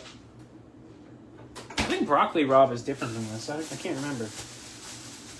But yeah, like the stems are very nutritious and easily consumable once they get cooked. So you leave the majority of the stems. The whole point of the broccolini is having the stems. You know? That's why we buy broccolini. Because you're consuming almost all of this. Except for like the super thick parts.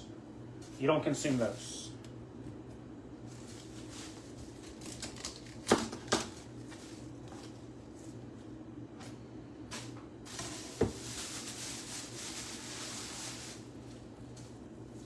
And I'll make a large portion of this too. I think.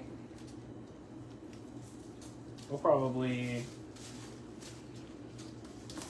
just right there is fine.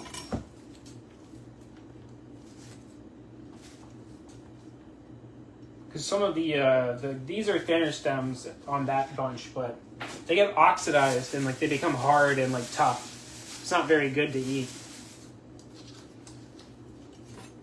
And And I'm going to go a little bit farther down on this one because these are very thick.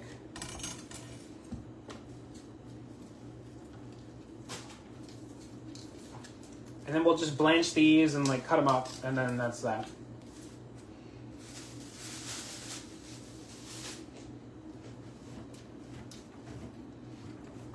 But yeah, my giant pile of vegetables, it looked like a lot, but it's really not that much. It's really not that much we're doing, so that's nice.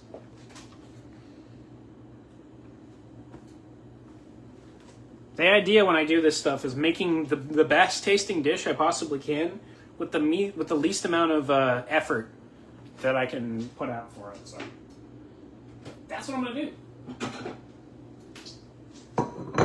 And we'll just put this over here like that, and that'll be good to go.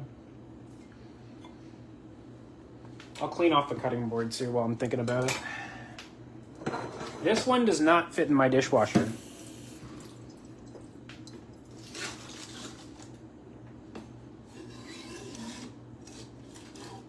It does not. So I'm going to be hand washing everything aggressively.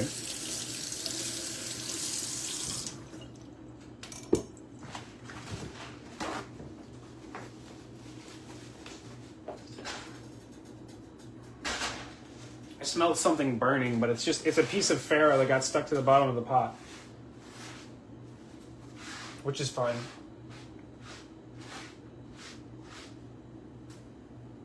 Okay, so that's good to go. I'm gonna get some of the schmutz I have on the floor off, and then we're gonna wash our hands and then do the celery root, which keeps very well.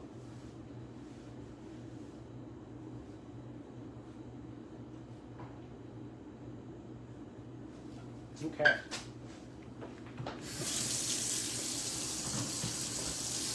I'm thinking I'm gonna do it in the food processor.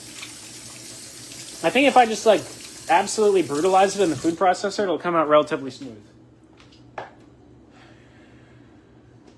At least I hope. If not, we'll take measures. You know what? I'm gonna try not doing it with it.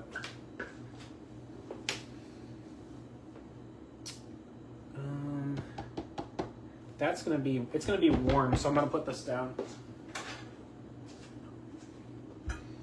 I'm gonna do it with an immersion blender.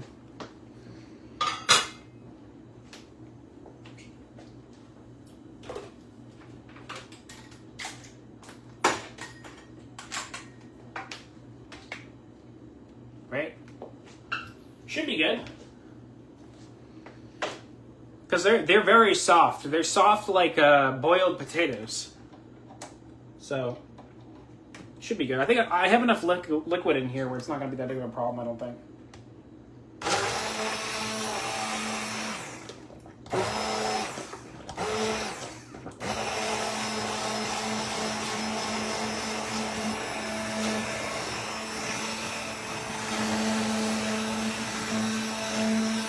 This isn't the best immersion blender. Oh, I do need to add salt. Stay. While I'm thinking about it, because I didn't salt it beforehand. We can't make that mistake.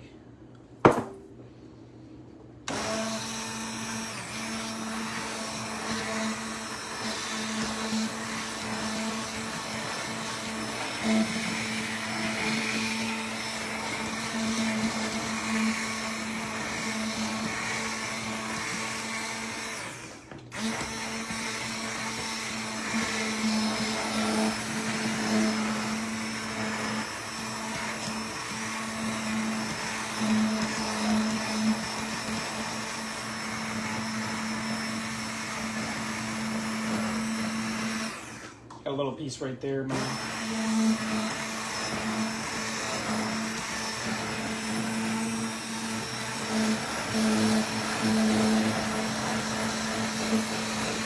You kind of put it at an angle and you like stir it around a little bit. You just got to be careful because sometimes it'll sputter if you leave it, if you pull it above the liquid, above the set point. If you like pull it to the surface, it's gonna shoot everywhere.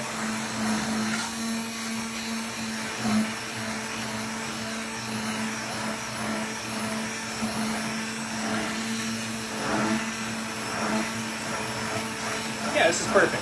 I'm glad I didn't use the food processor because that's more shit to clean.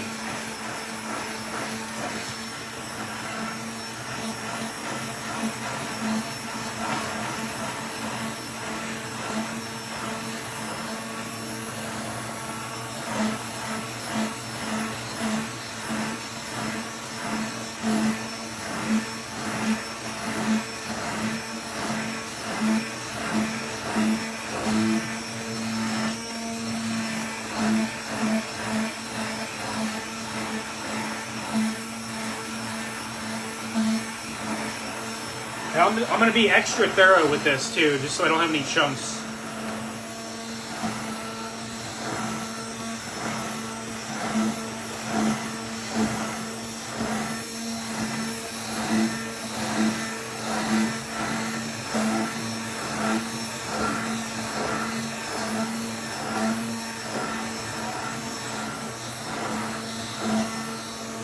Make it as smooth as possible.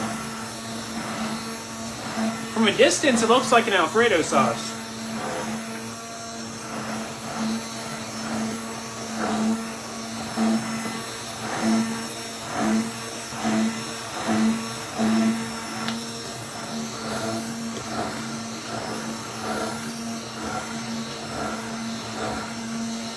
All right, I'm gonna taste it, and then we're gonna see what we got.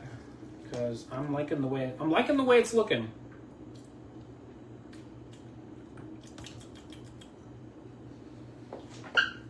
Need more salt.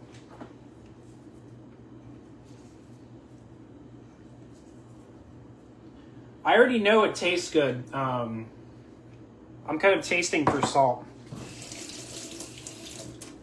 Making sure that I have the correct amount.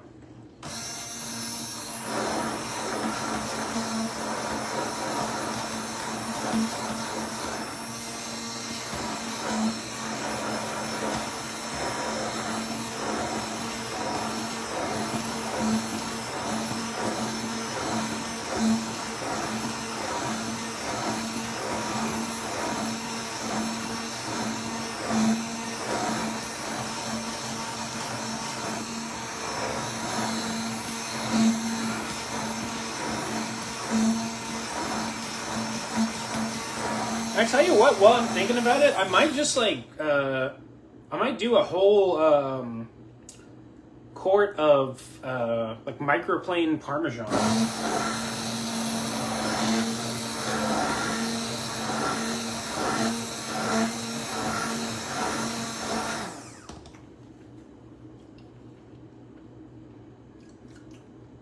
That's fine as it is right now. I can always adjust the salt later on while I'm heating it up, day of. But that'll do. So the idea with something like this is, and I'll just use one of these just so I can kind of like show you why I'm doing this, because you're like, how is this all going to go together, right? So,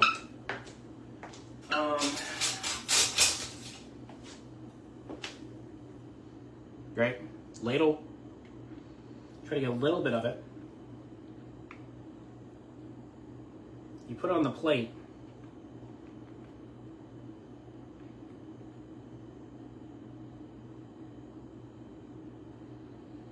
You try to get it as symmetrical as you possibly can. And you have a flat portion of this, and you have your grains that go on top, right?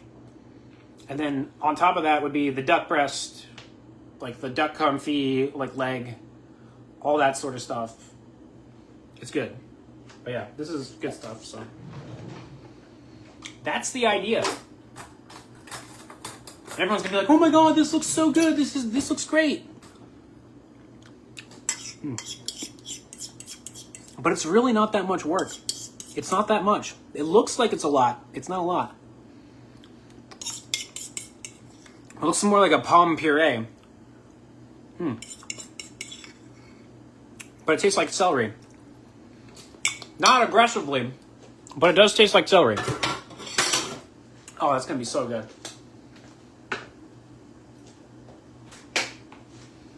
I'm actually glad I'm doing it this way this year.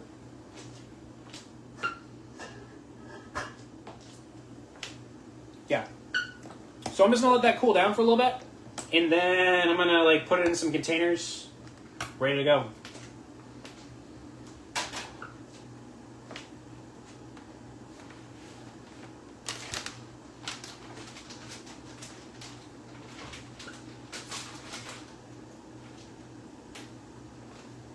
And I'll use farro some other time this year, so I have the rest of that in there. I'll buy another bag at some point because Carrie's gonna be like, I want farro, and I'm gonna have to make farro. So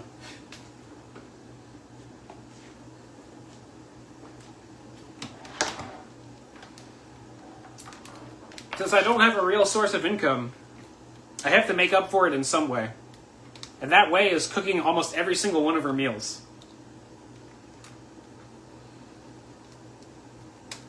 The majority of them.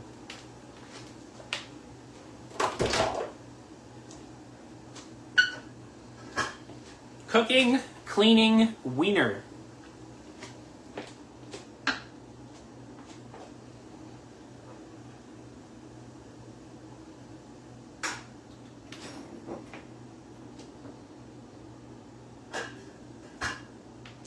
But yeah, the water's almost ready for the broccoli. And then we're gonna cool down the broccoli, chop it up, cord up the rice, put the mirepoix inside of the refrigerator. Good to go. And that's like, I want to say like 60% of the labor for this dish. That's about 60% of it done. The rest of the things I have to do involve duck, cutting up the duck,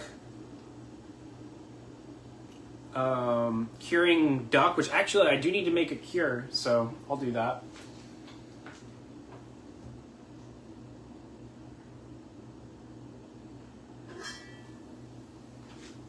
But I'm going to go ahead and throw this broccoli in here real quick.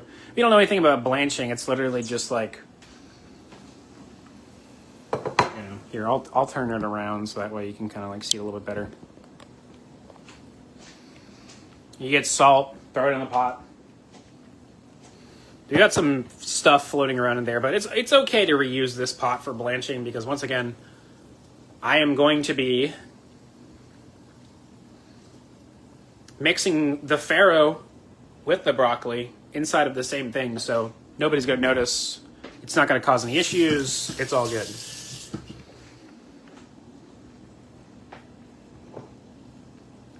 If you're blanching something on a separate dish, I would not do this, though. That's more of like a commercial situation, you know. Make sure all the nice little bits get submerged. Good to go.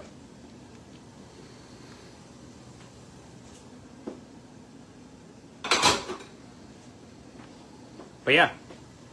And then we kind of wait for it to like get close to coming up to a boil or come up to a boil. Then we pull them out and then ice them down is the idea. I'm not going to ice them down though. Since I'm literally going to be chopping into small pieces, I'm just going to like cover it in cold water and let it like cool down to room temperature. And then I'm going to cut it up and then put it inside the quart container. It's going to cool that way. It'll be relatively the same thing. So the golden standard when you do blanch things though is like to put them in an ice water bath after the fact.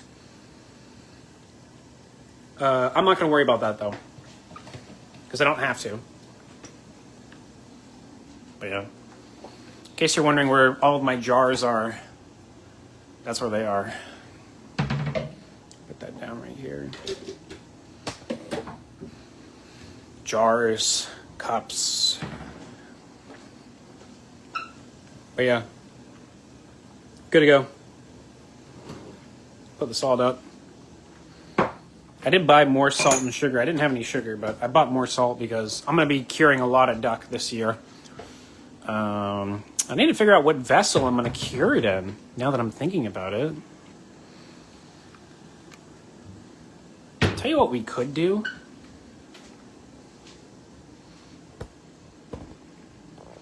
I might just put it in a gallon bag.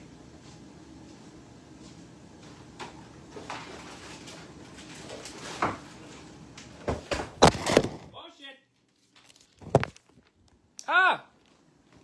It fell. Hold up. All right, we're good.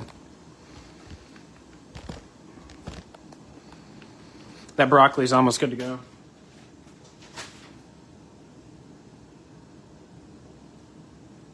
Really gotta check the big pieces. It's too submerged for me to pick it out with my fingers, so I'm not gonna do that. Yeah, just a little bit longer. Not too much longer. We don't want it to, like, you know, get soft and disgusting. It's not on the list of things to do.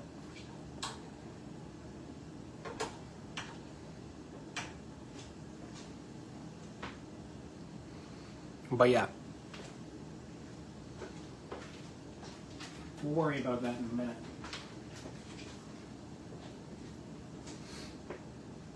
Yeah, typically my cure, I do like pepper,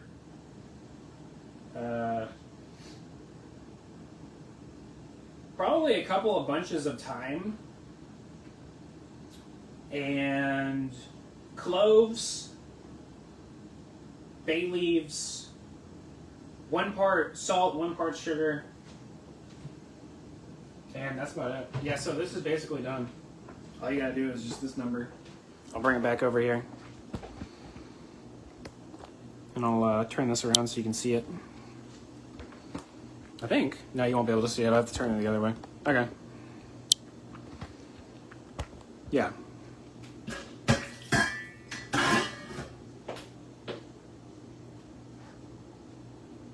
And we'll grab this.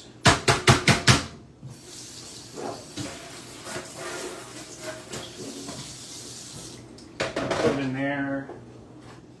Good to go.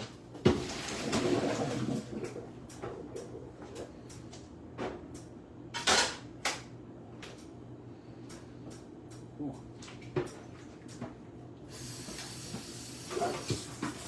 Yeah, so you get the cold water and you kind of shock it a little bit. And then it,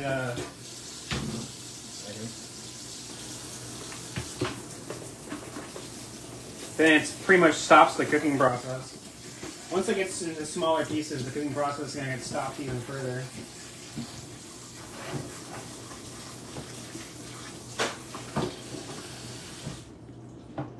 And that's good.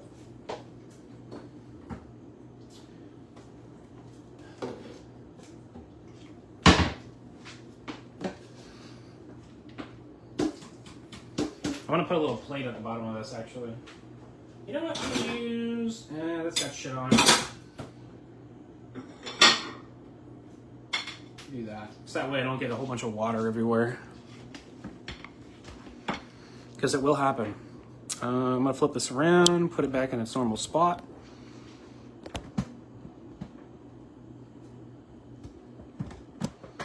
Make sure everybody can see everything. Yep. All right. We'll worry about that in a second.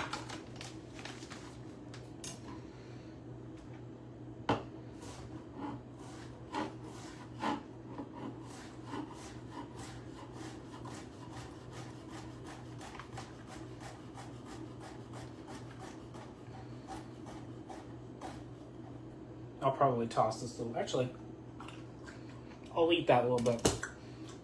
So this is like a reasonable thickness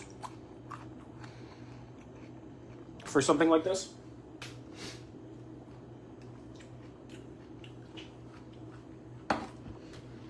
But yeah, that's what we're going for.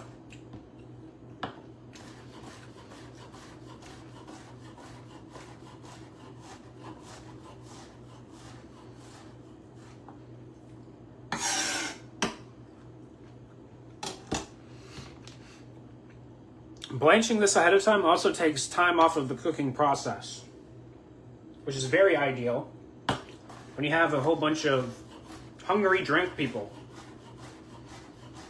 Extremely ideal.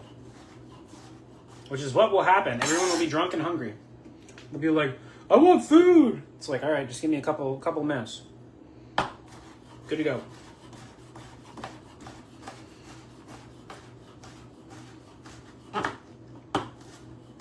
Alright, I'm looking that.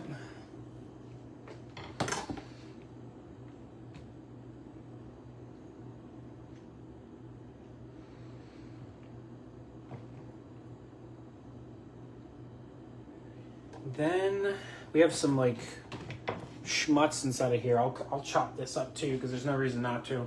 Every part of the broccolini except for like the base of it's always really good, delicious.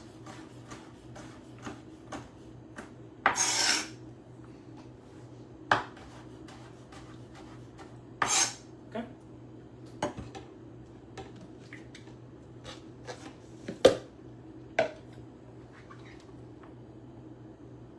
I don't know if this is all going to fit in here, but we're going to give it a try. I think it might.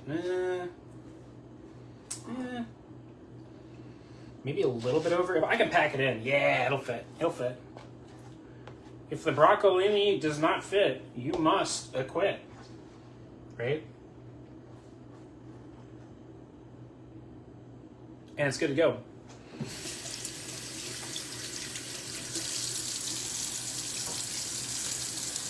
Okay.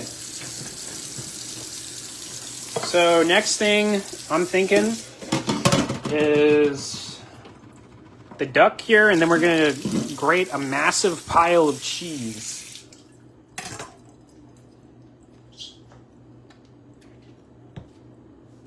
I think last year I did 2 cups, and it was like, it was a reasonable amount for only 2 ducks, but I'm doing 3 this year, so I might do like 3 cups. That's what I'll do. 3 cups will be fine.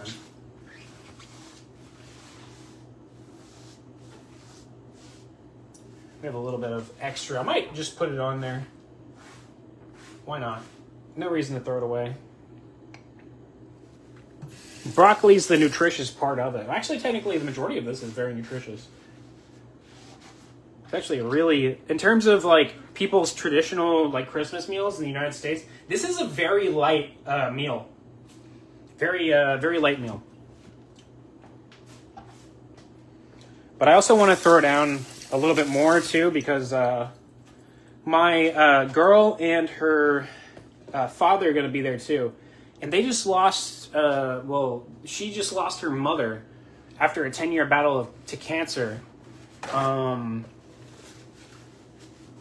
About like a little under a week ago.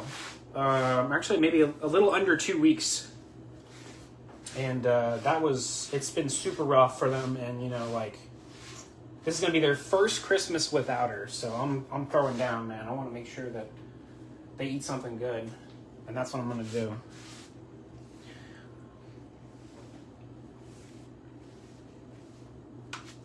So yeah, a little dark, just a tiny bit.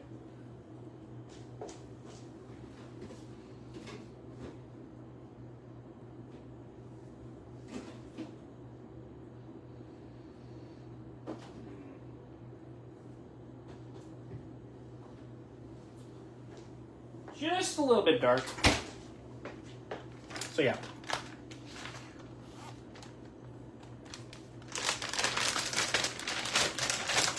All right, we're gonna put the duck here in the bag. So I honestly think I'm just gonna use one of these as a measure. This is, by the way, this is roughly like 4 cups. So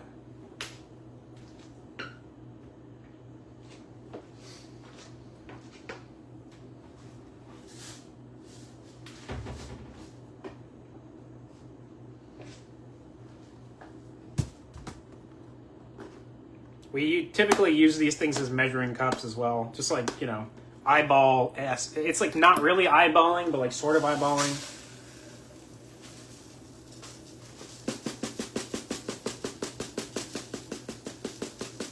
Just like coarse, kosher sea salt, you know, nothing crazy.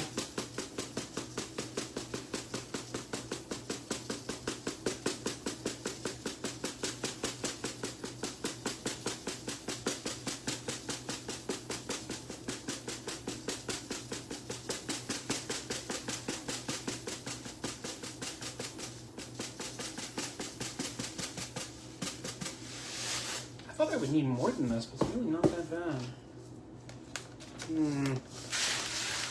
I have to look at the quantity after I'm done because it might need more. I might do 4. Why not? I'll do the entire thing. This will be a little under 4, but as long as I have like a little bit more, I feel like I'll be good. Because the more, typically, when you cover something completely with cure, the more consistently it's going to be cured. If you just have like a little bit sticking out of it, you have to stop and flip it over and shit like that, like halfway through the curing process. We don't want to do that.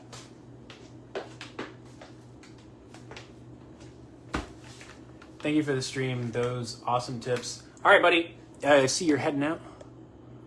Stay strong and all my best wishes. All right, buddy. I'll catch you later.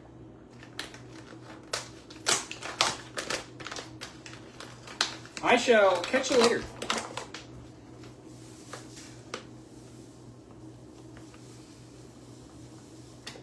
Yeah, about that much should be good. I'm thinking that much. And maybe just a little bit more. Having a little bit more sugar isn't the worst thing in the world. But yeah, essentially get it all together and then just like shake it. Pretty much good.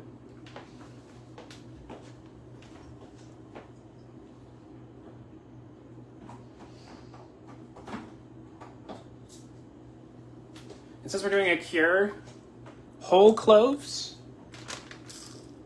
typically best.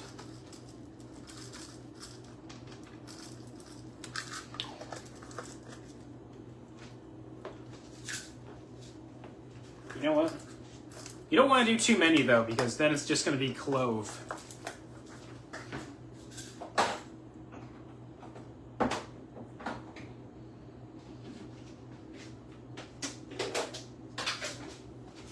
don't think I have coriander, so I might not worry about that this time. I'm just going to rip some bay leaves, throw them in there. You can just leave this out too. You don't need to refrigerate it because it's all like, you know, shelf stable.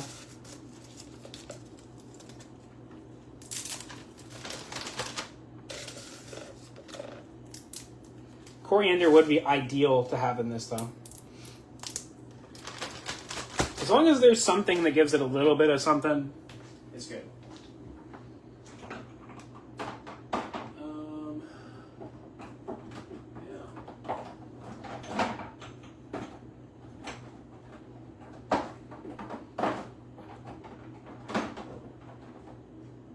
Yep. All right, that'll do. I'll just set this aside.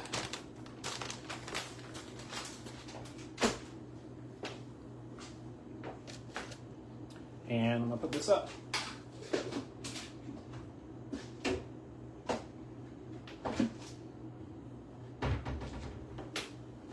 I probably could put up the celery root right now too. I think that's maybe a little over a quart.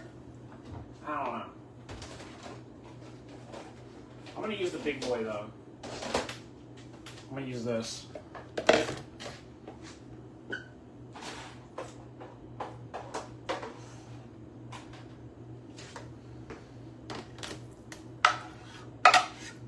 Actually, I could have just gone with the quart. It might have been like right on the edge.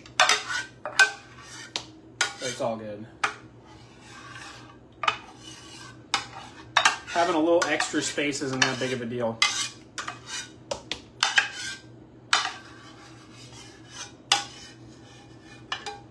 Try to get as much as I can with just a ladle. I don't want to bust out a rubber spatula.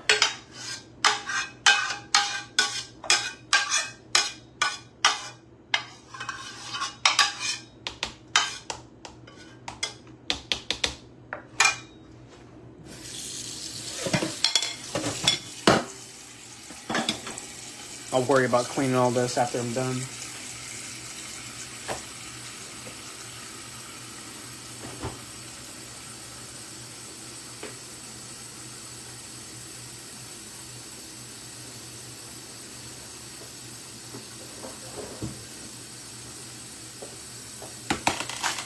Put that right there for now.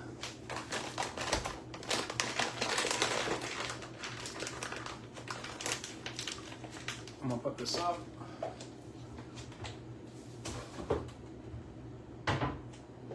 Okay, so next thing I'm gonna get rid of these bay leaves and I'm going to put these in quart containers. I think think I put like a couple of Baileys. Yeah, there's a couple in there. It's not good. Anytime I do grains, except for like if I'm doing like you know like some sort of like American Chinese style like rice thing, or like you know depending on what I need the rice for, I won't put a bay leaf in the rice. But if I'm doing like Cajun with rice, I'll put the bay leaf in there. It just depends. It depends on what you want. Okay, so the best way to do this really is just start off like that.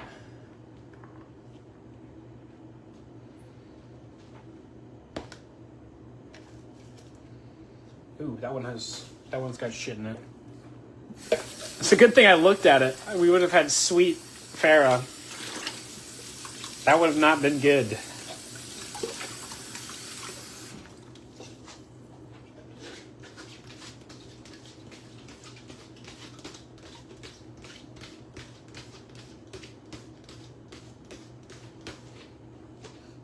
Yeah, it's good. Okay.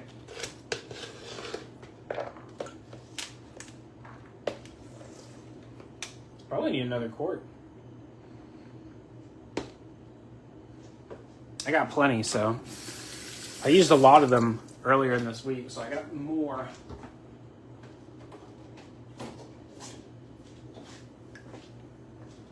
Just on deck, ready to go.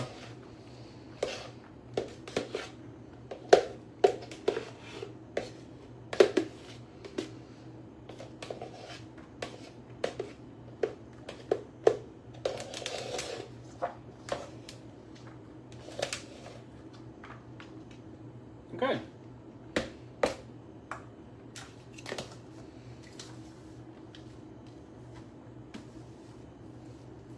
Get as much as we can and then try to shovel it in without making a mess. No guarantees though.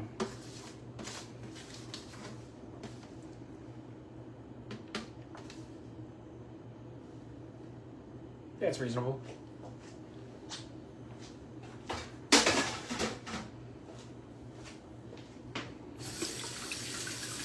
You know what? I'm gonna do all the dishes on stream too. I don't even give a fuck, dude. That's like the realest part of it. Doing the dishes afterwards. Okay, that's a lot of farro.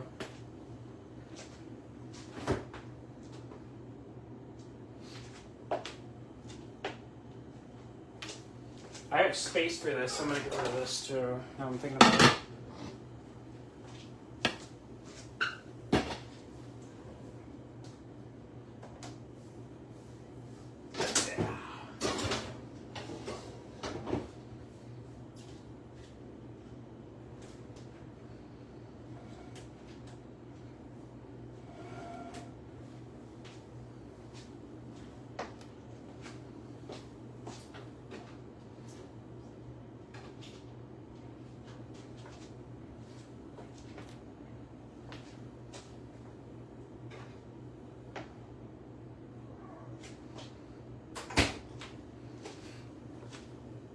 But yeah, the idea is that I have the ducks confit ready to go by mid-Christmas Eve afternoon.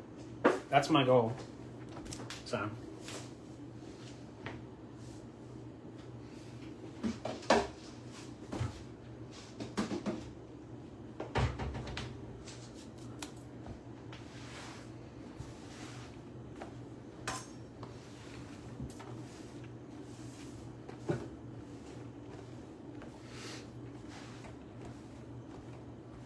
Making pretty good time, too. Not too bad.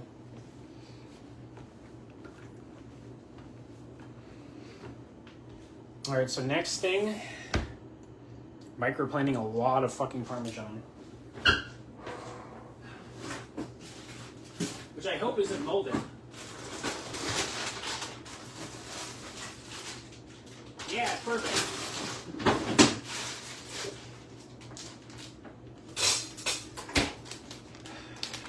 The thing is, like, you could do this on a cheese grater and it'd be a lot easier, but I kind of have to do it on this, the microplane, because the way that it disperses throughout the food It's way more optimal if you do it with the microplane. It's a lot easier to throw into it with the microplane. So, I'm gonna do it. I need one of these. I'm gonna do my cheese grating trick that I normally do, which involves wasting a paper towel. And we're just gonna get in there.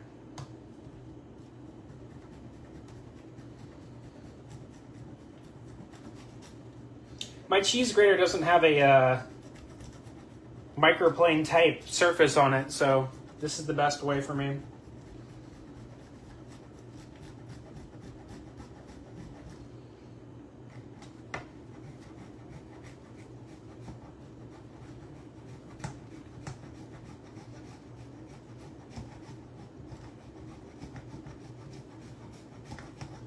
But yeah, I want everyone to just sit down while I just put everything together. Don't gotta worry about shit.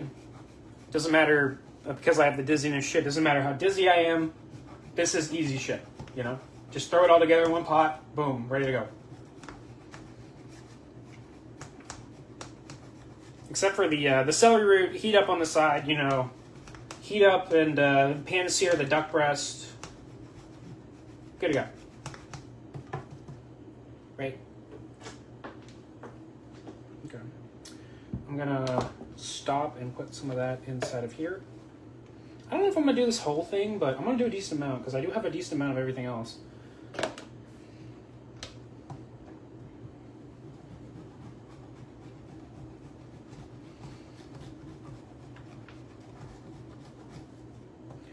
My arm is getting tired on that side.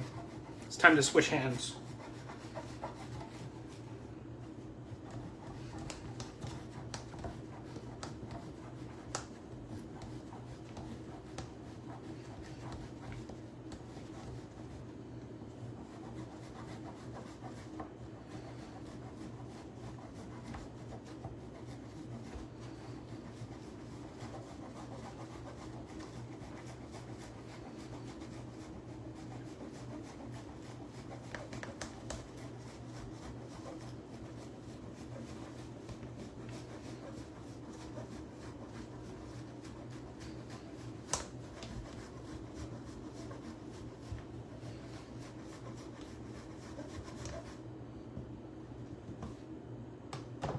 It's a lot of cheese.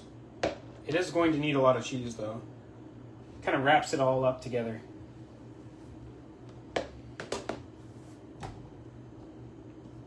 it's a good excuse to use this, because we've had this brick of cheese for a minute. Although Parmesan keeps extremely well, you know, it comes to a point where it just starts getting like little specks of mold all over it. We don't want that. You can just trim it off if it does get mold on it, but it's all good.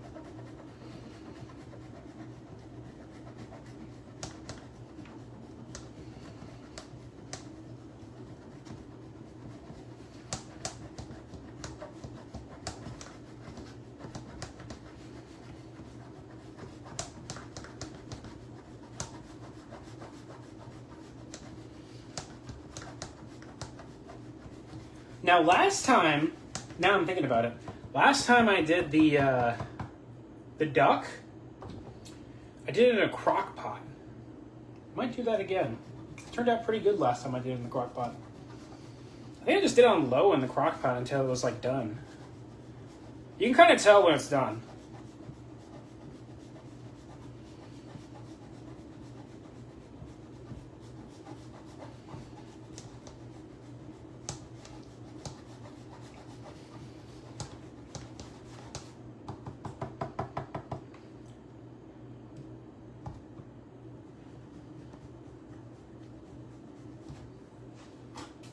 Time to take the zin out.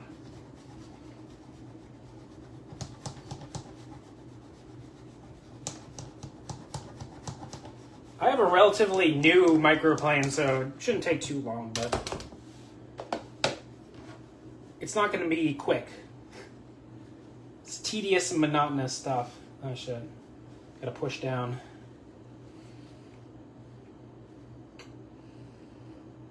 You don't want to like cram it in there too hard, but you don't want it like with no space. Because if you cram it in there too hard, it's just going to get weird. Kind of negates the whole purpose of doing this. Make sure it's a little bit light and fluffy.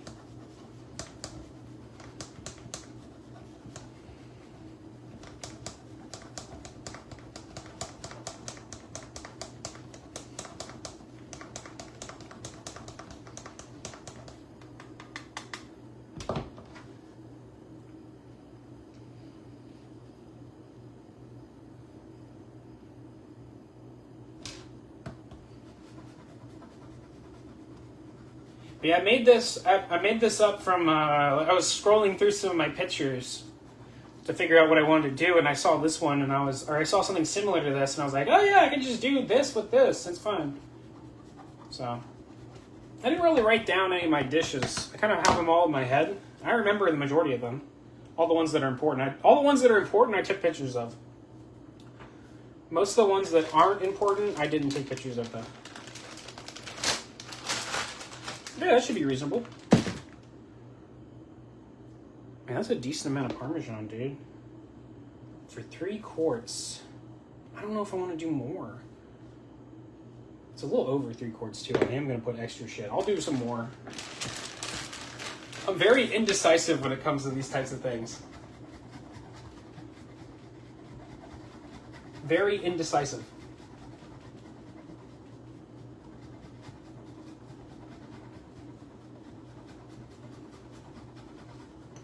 Morris is creeping around too, looking for anything he can consume.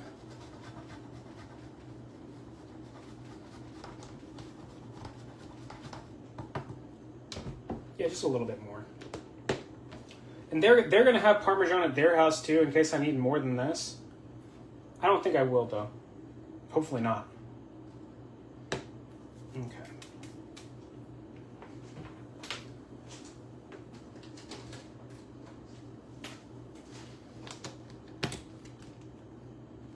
Good to go.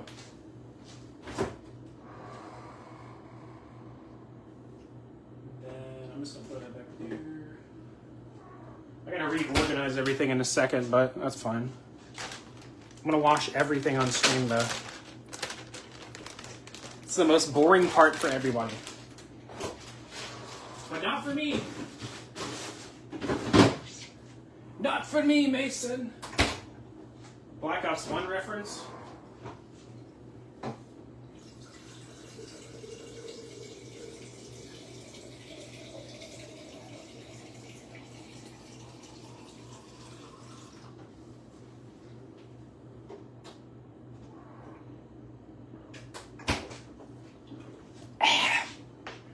All right.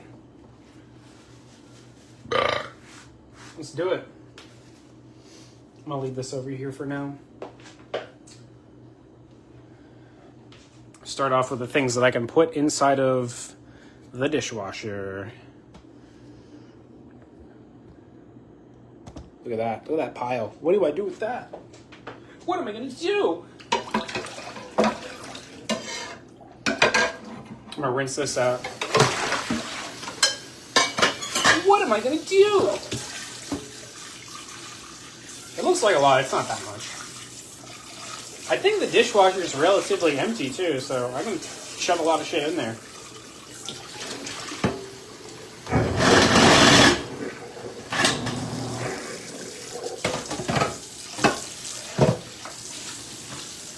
I'll put that over here for now.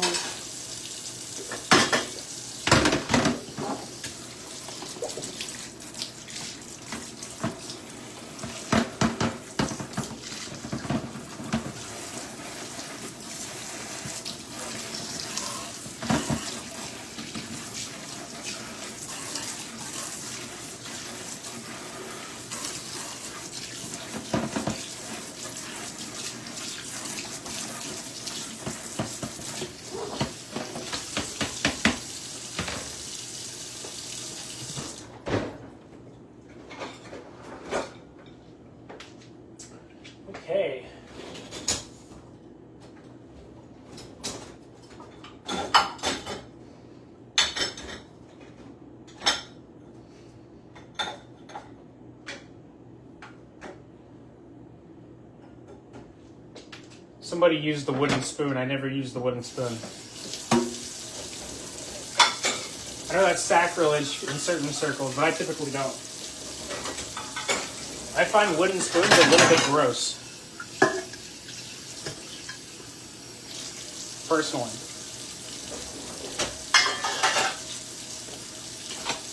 It's more of a me thing.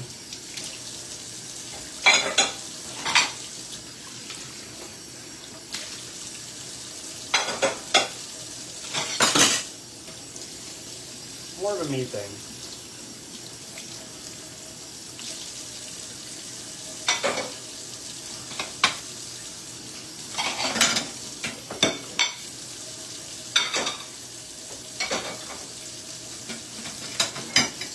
Worry about that in a second. Get all the large objects out of the way so I can put more large objects in.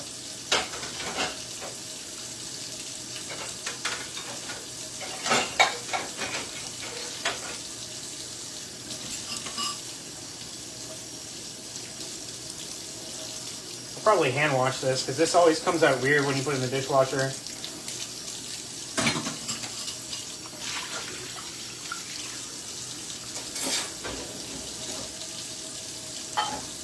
Yeah, so I think should be able to fit that in there.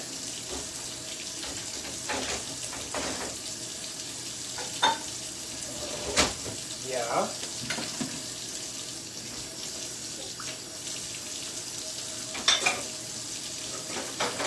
Put the ladle down there. Get some of the schmutz off of that.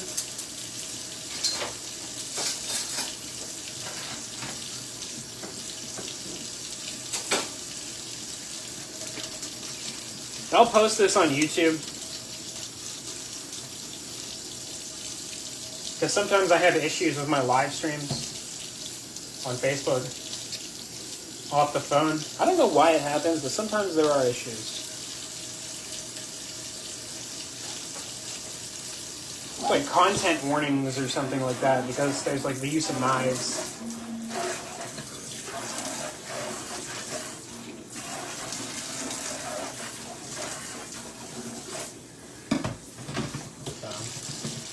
Just good old-fashioned, unedited, long form. It's all good. Okay.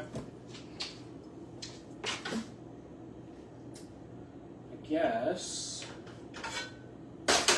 I'll do the pots next. I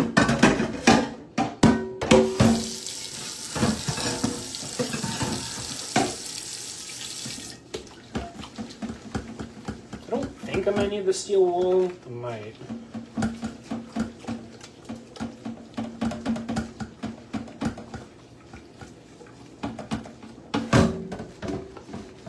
This might be a steel wool thing. I think I still have steel wool. I think I threw out the other one because it got gross.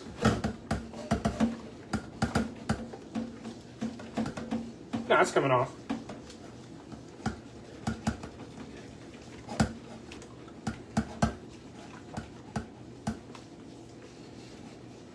It's brown caramelized bits from me toasting the grains.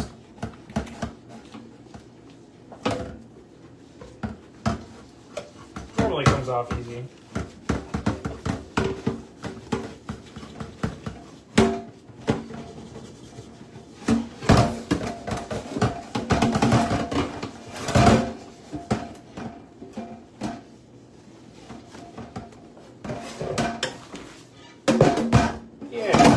Oh shit!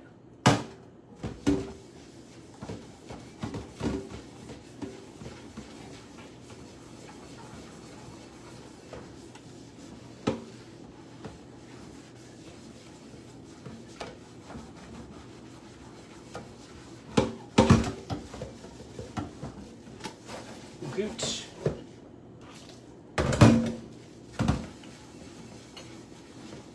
Yeah, this is what the cooking influencers don't want you to see, though. This is actually the majority of what you do, is clean shit.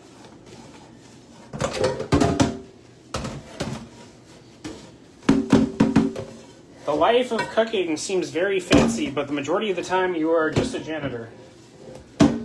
Cooking is only like 4 hours of the job. Actually, it's not just 4 hours of the job, but majority of the time it's just like a very small portion compared to the amount of time you spend cleaning.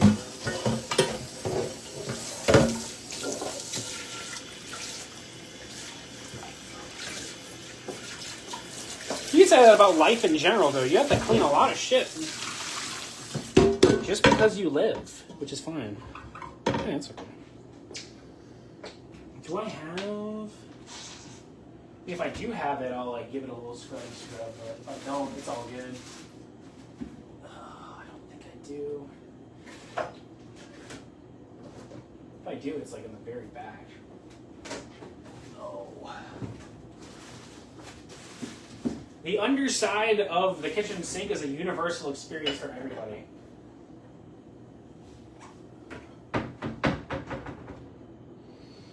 I mean, it's a little bit brown, but not like,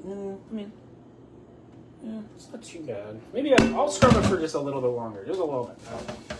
Just a little bit longer.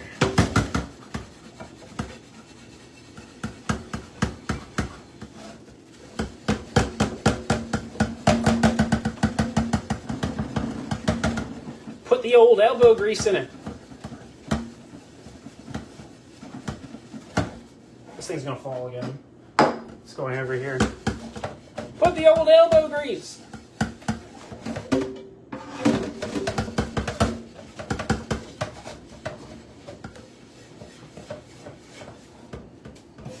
Yeah, that's better. I like that. Unacceptable. Perfect.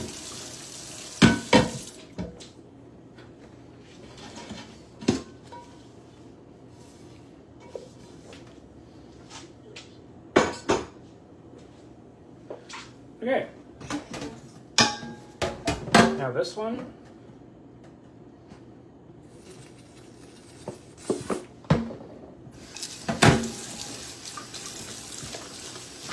And then we're good to go.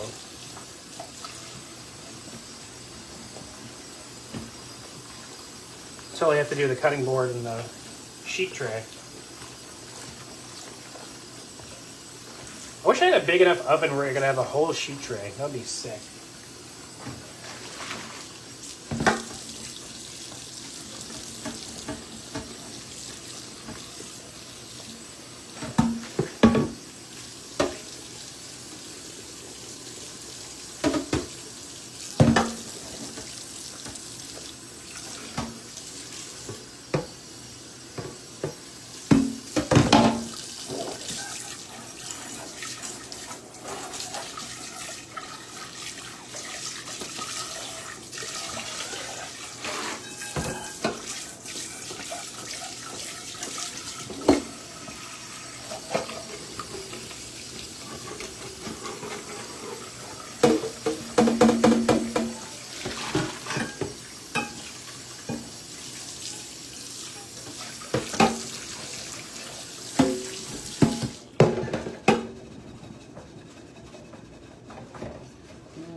Okay. A little bit of extra.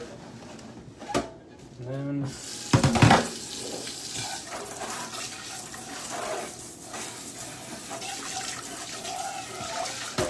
good to go.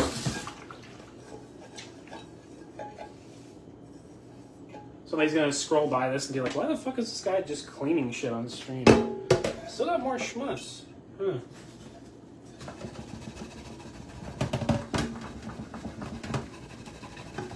It's that cream.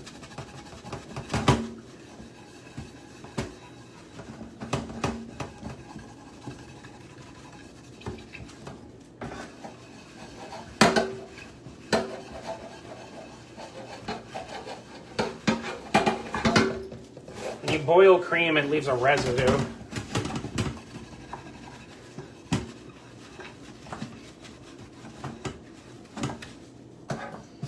Those are like the very bottom. Let me sit down.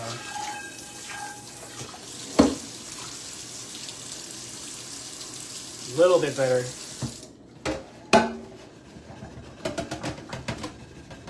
This would be easier with steel wool, but I don't have any. Whoops. Whoops.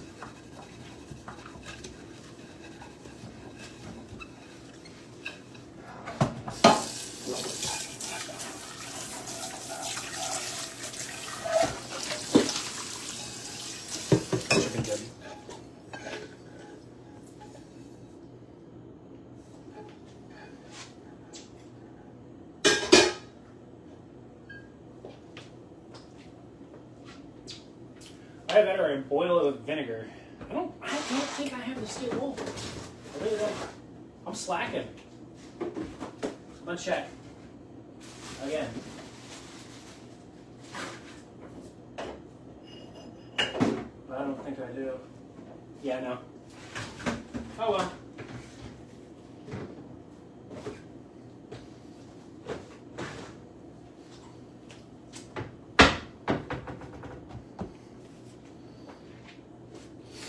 Okay. Sheet tray.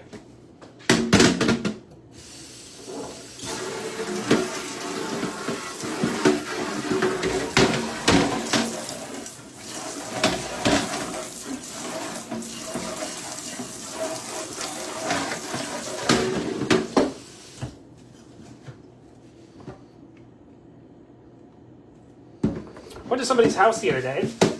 They had only powdered dish detergent.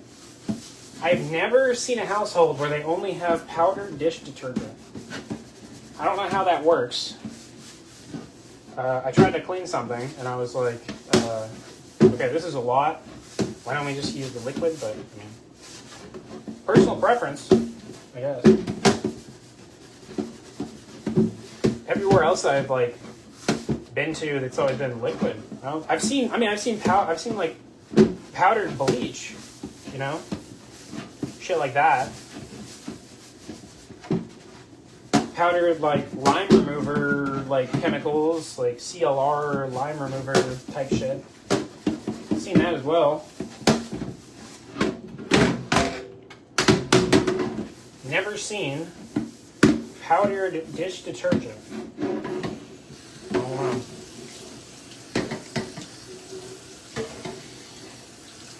It's definitely a lifestyle choice.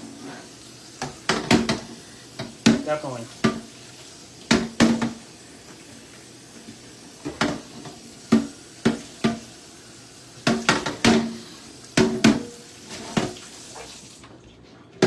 Okay.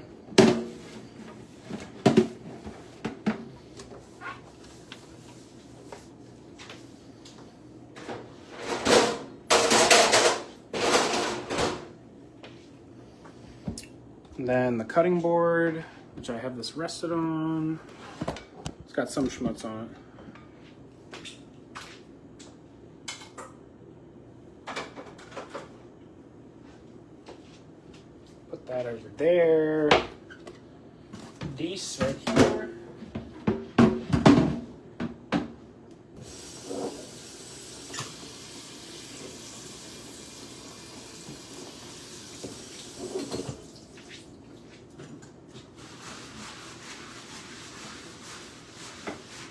It is very big.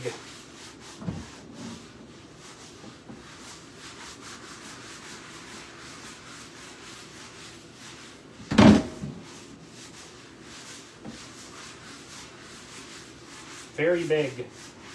This is the best style of cutting board to use in my opinion though.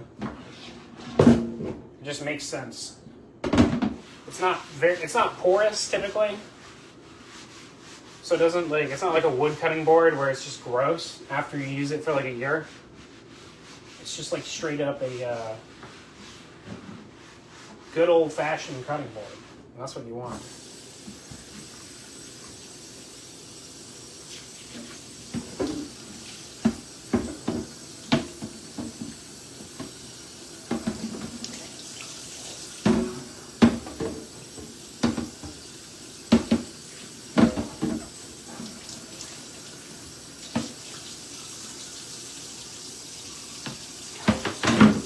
Smelling for garlic. Sometimes you can tell how good you did if you can smell garlic or not. And it does not smell like garlic. Okay. That's pretty reasonable.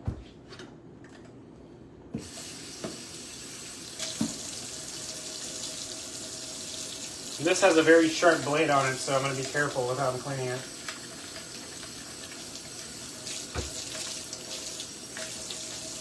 Wet. No. Cat's being a nightmare again.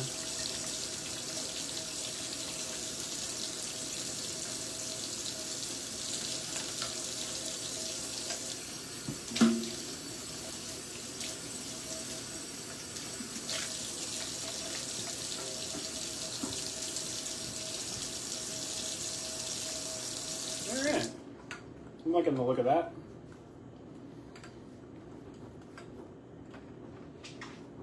Hold up.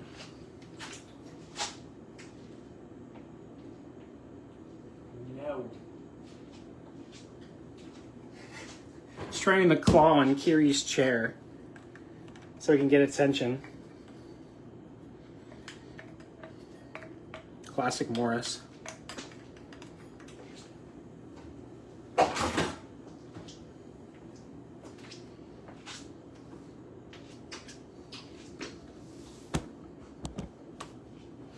Yeah, I'll probably post a picture of the whole dish when it's done inside of my Discord, like after the fact. But we'll see. Okay. Now clean knives and we're good to go.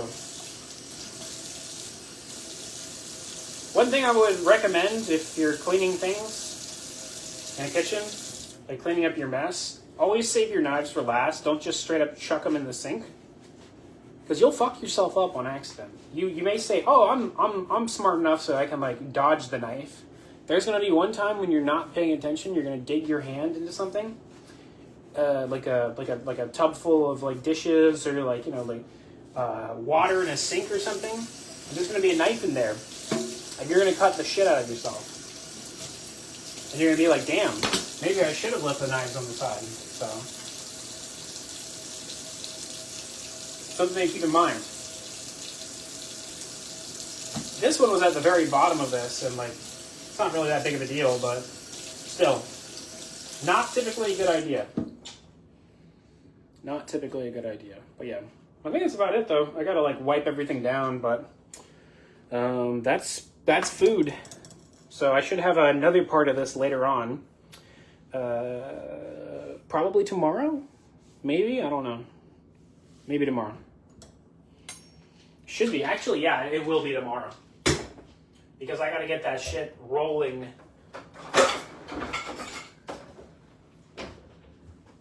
Like, tomorrow. Because I got shit to do on Christmas Eve night. And then I gotta wake up relatively early. To, like, go out there and, like, do the holiday ritual. So, yeah. Fun. Fun. All right. Bye.